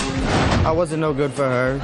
I told her that hundreds of times over the 2.5 years that we were together. He just said he wasn't good enough for me. It was because he was messing around with a 15-year-old. Yeah, it was drug use, smoked weed, did some coke. He's a loser. And now the next case. All parties in the matter of Hooten versus Sparks. Step forward. 22-year-old student Brooke Hooten is suing her former best friend, 23-year-old aviation technician Valerie Sparks, for a loan to buy an English bulldog. Valerie says Brooke's father repossessed the dog. Miss Hooten, according to what I read, your friend, Miss Sparks, wanted a dog. Saw one that she liked, but it was a pricey dog. You bought it from a pet store? That's correct. And you agreed to finance the dog for her because she had lousy credit. Correct. All in all, it came to almost $5,000. It was an English bulldog. The dog itself cost how much? $3,500. They have great dogs at the pound if you can't afford to buy a dog. And then with all of the accoutrements, it came up to how much? $5,104, I believe, with a 21% finance fee. Miss Sparks was supposed to pay the bill. Correct. She didn't. Right. So you did? I had written one letter to her and trying to agree to make some kind of agreement to make a payment, something like that. Why didn't you make a payment, Miss Sparks? She did make one payment of $250. When was the dog purchased? July 17th, 2004. And when did you make the $250 payment? October 31st, 2004. When was the first payment due? September sometime. Why didn't you make the September payment? I had contacted the plaintiff many times and asked her to call me and tell me how much and when that bill was due. She had never told me when that payment was due or even how much it was. No. Brooke Hooten says her former best friend, Valerie Sparks, owes for the cost of an English bulldog. You took the dog back? Yes. When? My father went and got the dog in late November of 2004. So you didn't make November's payment? No, ma'am. Well, immediately prior to that, what was the conversation that you had with Miss Hooten? Prior to that, I received a letter in the mail that gave me 4 options. It said first there was a promissory note that was attached with the letter. Show me the letter. I don't have it with me. Well, where is it? I do. Can I see it, please? Where's your copy? It's at my house. I could not find it. Main one. Stupid people. Stupid, impulsive people. So, Miss Hooten, I gather from this letter, you offered her, among other options, the option to have your father go down and retrieve the dog. Correct. And then you would sell it. That's what she opted to do. Yes. According to your complaint, you sold somebody the dog for $300. Yes. Well, that's not a good faith sale, Miss Hooten. The law ascribes to you that you will make a good faith sale so that you diminish her liability. You got it? Now, the dog is certainly at this point at least 5 months older. How old was the dog when you sold it? 3 or 4 months old. How old was the dog when you got it? The dog was already 2 months old when we sold it. When we bought it. When you bought it. So the dog was now 6 months old. Yes, ma'am. Now, According to this letter that is in November of 2004, at that time you owed $4,000. What was the payoff on the loan? My witness, my dad, would know. He was the one that took out the loan. And why in the world would you do that, Mr. Hooten? Well, between this situation, Your Honor, and also between another matter involving these two, my daughter's credit was down in the dooms. So to help her out and get things squared off, I did that for her. You took over this loan? Yes, ma'am. How much was it when you took it over? It was right at, it was $3,759, Your Honor. Oh, okay. You have anything else to say to me? Well, I was under the understanding by what Ms. Hooten told me that if the dog's repossessed, that would be, that's it. And I would owe from the time that I had the dog until the time the dog was repossessed. It's not leasing a car. It's almost the same thing. That's what I explained to her, is that it's almost like property. That's what it is. It is an animal. Let me explain something to you. You agreed that this was your responsibility, not her responsibility, not her father's responsibility. You had a brain whatever, and decided that you had to have a $5,000 dog. She offered That's to get the not loan. true, yeah. Just a second. That's a dumb thing to say. No, ma'am. Now, that's a dumb thing to say. How old are you? I'm 23. You're 23. Well, if you're 23 and you're not dumb, then if somebody says to you, listen, if your credit won't let you have the dog, but if you're prepared to pay me back, I'll loan you the money, I'll take out the loan, and she's your friend, then you say, if you don't have sawdust in your brains, you say, no, I'm not going to take on another responsibility because I really can't afford it. The loan that your father paid off was $3,750. Correct. You got $300, according to you, for the dog. I am ascribing the value of the dog at $1,200. Now, you say that she paid you $250. Correct? Okay, so then what she owes you is $2,550. Mr. Hooten, what other financial interaction did your daughter have with the defendant and her witness? With her defendant, just this matter, Your Honor. The witness... How are you related to her? I'm her fiance.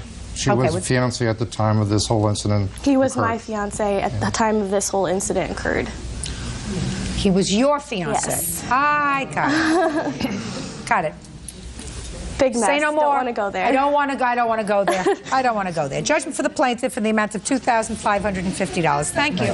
Parties on the calendar in the matter of Juergens versus Mirror Salon. Parties have been sworn in, Judge. You may be seated, sir. Have a seat, please. Who's the owner of Mirror Salon?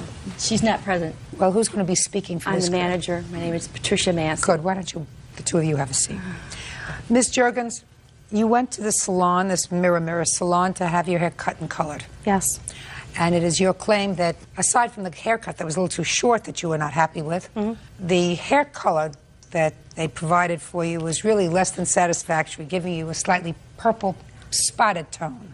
Yes. And when you got home and you saw it in natural light, you were appalled. You went someplace else and had it redone. What you're suing for is the cost of having the process that they did at Mirror reversed, and also the bounce check costs that you stopped payment on the check that you wrote to them. Yes. The salon says that they want the money that you were supposed to pay them for the work that they did for you, because they would have been delighted to repair your hair had you come back to them. They didn't have that opportunity because you went elsewhere. So tell me when you went to their salon. I went there on March 22nd. Was this the first time that you had been there? Yes. Who recommended it? I live nearby there. And so nobody? No one. And you didn't have the name of a stylist or colorist? You just walked in No, I didn't. Cold? I called in about a week beforehand. And I just asked for a Saturday appointment for blonde highlights and a haircut. And they suggested Zena. Okay, so you got a haircut and they cut your hair too short for you. But you weren't so upset about that. That happens. It's happened to everybody. Hair grows. What about the color? Well, the color, we had agreed on blonde highlights and brown lowlights.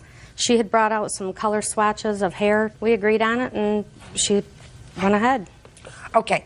You left, you paid your bill, so in the salon it looked fine? Yes, it did, but the lighting in the salon it's very soft. I understand. Kind of dark. Been there. I know what you're talking about. All right. Now, do you have pictures to show me of what it looked like in natural light? Yes, I do. I'd like to see it.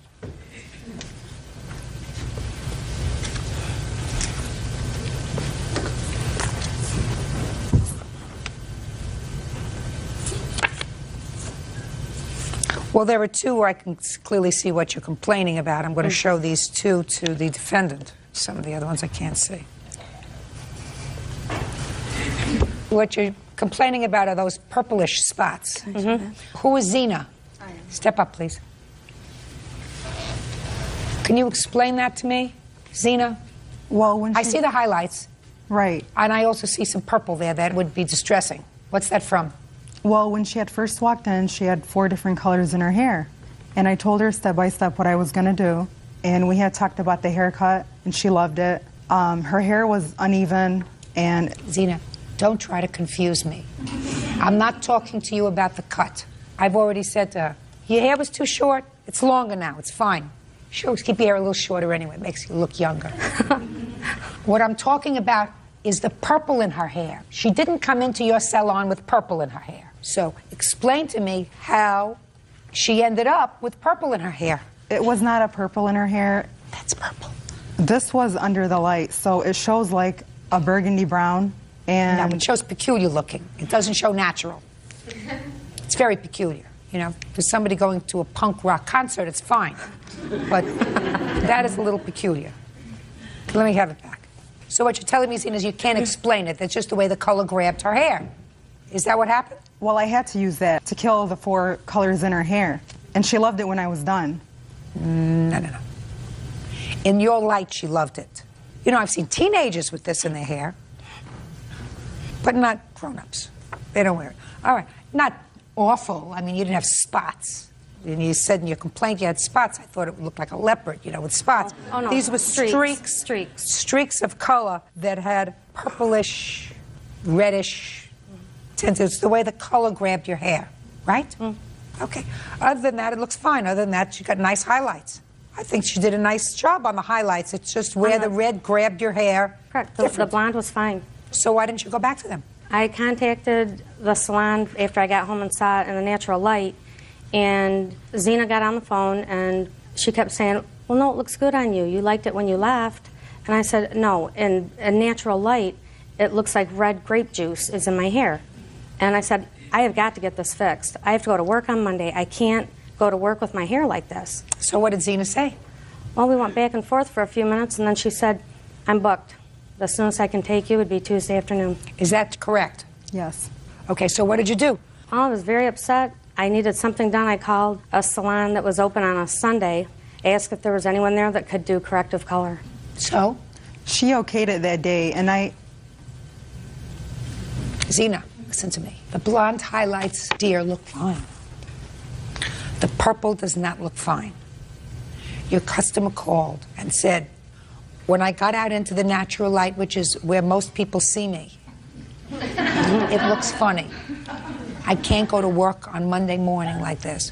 And you acknowledged that you said to her, there's nothing I can do. I'm booked.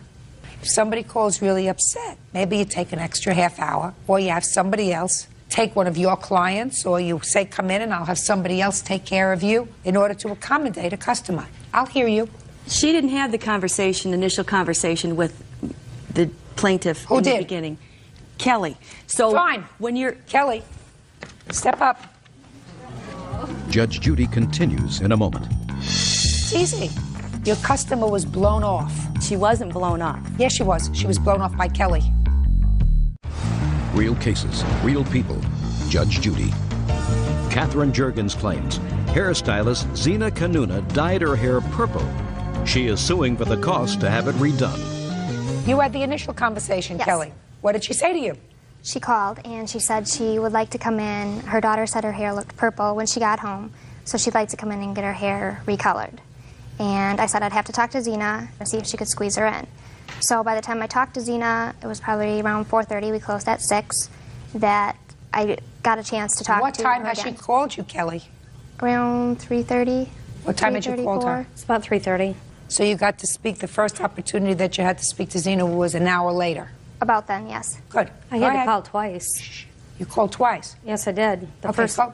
Okay. Go ahead, and what happened? So the next time she called back and I talked to her, I said the next time Zena could see her would be Tuesday, that she couldn't fit her in. It's not that Zena did not want to do her, that she was not able to fit her in. Don't editorialize. She called you at 3:30, and you did nothing. This is what I'm getting, Kelly. Then she called back And when she called back, you went to speak to Zena. Is that what happened? No, I had talked to Zena, and I hadn't had the chance to call her back yet. But you hadn't called her back. She had to call you. Yes. That's not good business. Because if she hadn't called you back, you may not have called her at all if you were busy. Don't speak. Not good business. So you told her when you called back that Zena couldn't fit her in. And the earliest she could see her was Tuesday. Yes. How did it come about that Zena got on the phone with her? I don't know when she talked to Zena. I think it was the second time she called back. She may have talked to Zena then. Is that right? No, that's not correct. The first time I called, she said Zena was with a customer and she'd give her my message. I did tell her I was unhappy with my hair, so I waited for an hour and I didn't hear anything back, so I called again, and then I spoke with Zena. So you can have a seat. And you can have a seat. It's easy. Your customer was blown off, and it wasn't good business. What did you expect her to do? I mean, you didn't know about the situation, but what would you expect her to do? Wait until Tuesday? No. I didn't, first of all, I didn't think it looked as bad as those pictures indicate. That's what it looks like. And she wasn't blown off. Yes, she was. She was blown off by Kelly. In her mind, she was blown off. Right. Because if you call at 3:30 and say, I'm really unhappy with my hair, would you call me back? And 4:30 comes, you know, the salon closes at 6 o'clock and nobody's called you back. And my sense is that Kelly would not have called her back. Kelly was not, on Saturday when everybody is real busy, she was not calling back a dissatisfied customer. The salon is closed Sunday and Monday probably, the earliest, because here was Tuesday anyway. What's the point in calling her back? So, what would you expect her to do? Well, when she called the first time, she asked to speak to Zena, and the conversation was regarding that. It was also about her hair and not being happy about it, but she had asked to speak to Zena, so there really wasn't a whole lot of reason for us to call back till Zena was available. What? You hear the groaning? They're not supposed to do that. What I'm telling you is, if you're in business and you want to keep a customer and you're not blowing her off, Kelly, who looks like a very healthy young lady, says, hold on one moment, walks over to Zena, says, can I speak to you a minute? Just take 2 seconds, put down the scissors. Did someone say she's unhappy about it? She really wants to come in. You have time for her today? No, I don't have time for her today. Okay. Comes back to the phone and says, I'm sorry, she can't see you today. I mean, it's not as if Zena is involved in brain surgery. She's going like this, making with some dye, right? Folding it together and putting it down, right? That's not taking out somebody's, you know, aorta. So she went and had her hair fixed elsewhere. As far as I'm concerned, Miss Jerkins, you only have to pay it for it once. Once. So you didn't get the service that you wanted at their salon. Right. They're not entitled to be paid. So your counterclaim's dismissed. But that means that you got your hair colored the way you liked it, right? Well, it wasn't really the way I liked it. I had to be It's never dark. perfect. Come on. God makes it perfect. Beauty parlors try their best, but it's not perfect. And then you went someplace else and had it made better, right? Well, yeah, it was better. Good. So why are you wasting your time suing them? You had your hair fixed. I mean, what do you want? You want them to pay you thousands of dollars because you were unhappy? No. So what do you want? I wanted to be reimbursed for the correction that had to be done on my hair. Let me explain something to you, Miss Jergens. Sometimes color grabs differently, depending upon what you had for breakfast sometimes. Even what you eat can affect how color grabs your hair. Your hormones that day can determine how color grabs your hair. How much sun you have on a particular spot in your hair can determine how color grabs your hair. It's an imperfect thing. It's not nature. It's chemical. I understand. So what I'm looking at, the job that Zena did, being fair to both of you, looks like a very reasonable, skilled highlight job. The only problem is that some of the color grabbed your hair wrong. Stop making a big deal. The lesson is, if you're in a service business, you're supposed to service your customers. And if she were a better serviced customer, you wouldn't be here today. And I'm not talking about Zena's work. I'm talking about what happened afterwards. It's a good lesson for people in the service business. You've got to treat everybody with respect as if you really care, not just getting them into the salon, but keeping them. Fair statement? Fair statement. Good. Go home. You're a very nice lady. That's all. Goodbye. Parties are excused. You may step out. I'm just glad to have it over with. I can see that we made a mistake in not servicing the plaintiff. I thought the outcome was fair. I think the judge was fair. It's not what I wanted, but I thought it was fair. I think that just making sure that we respond to phone calls within a certain amount of time. If there are any complaints, we don't get many of them, but if there are any, we'll take care of it right away.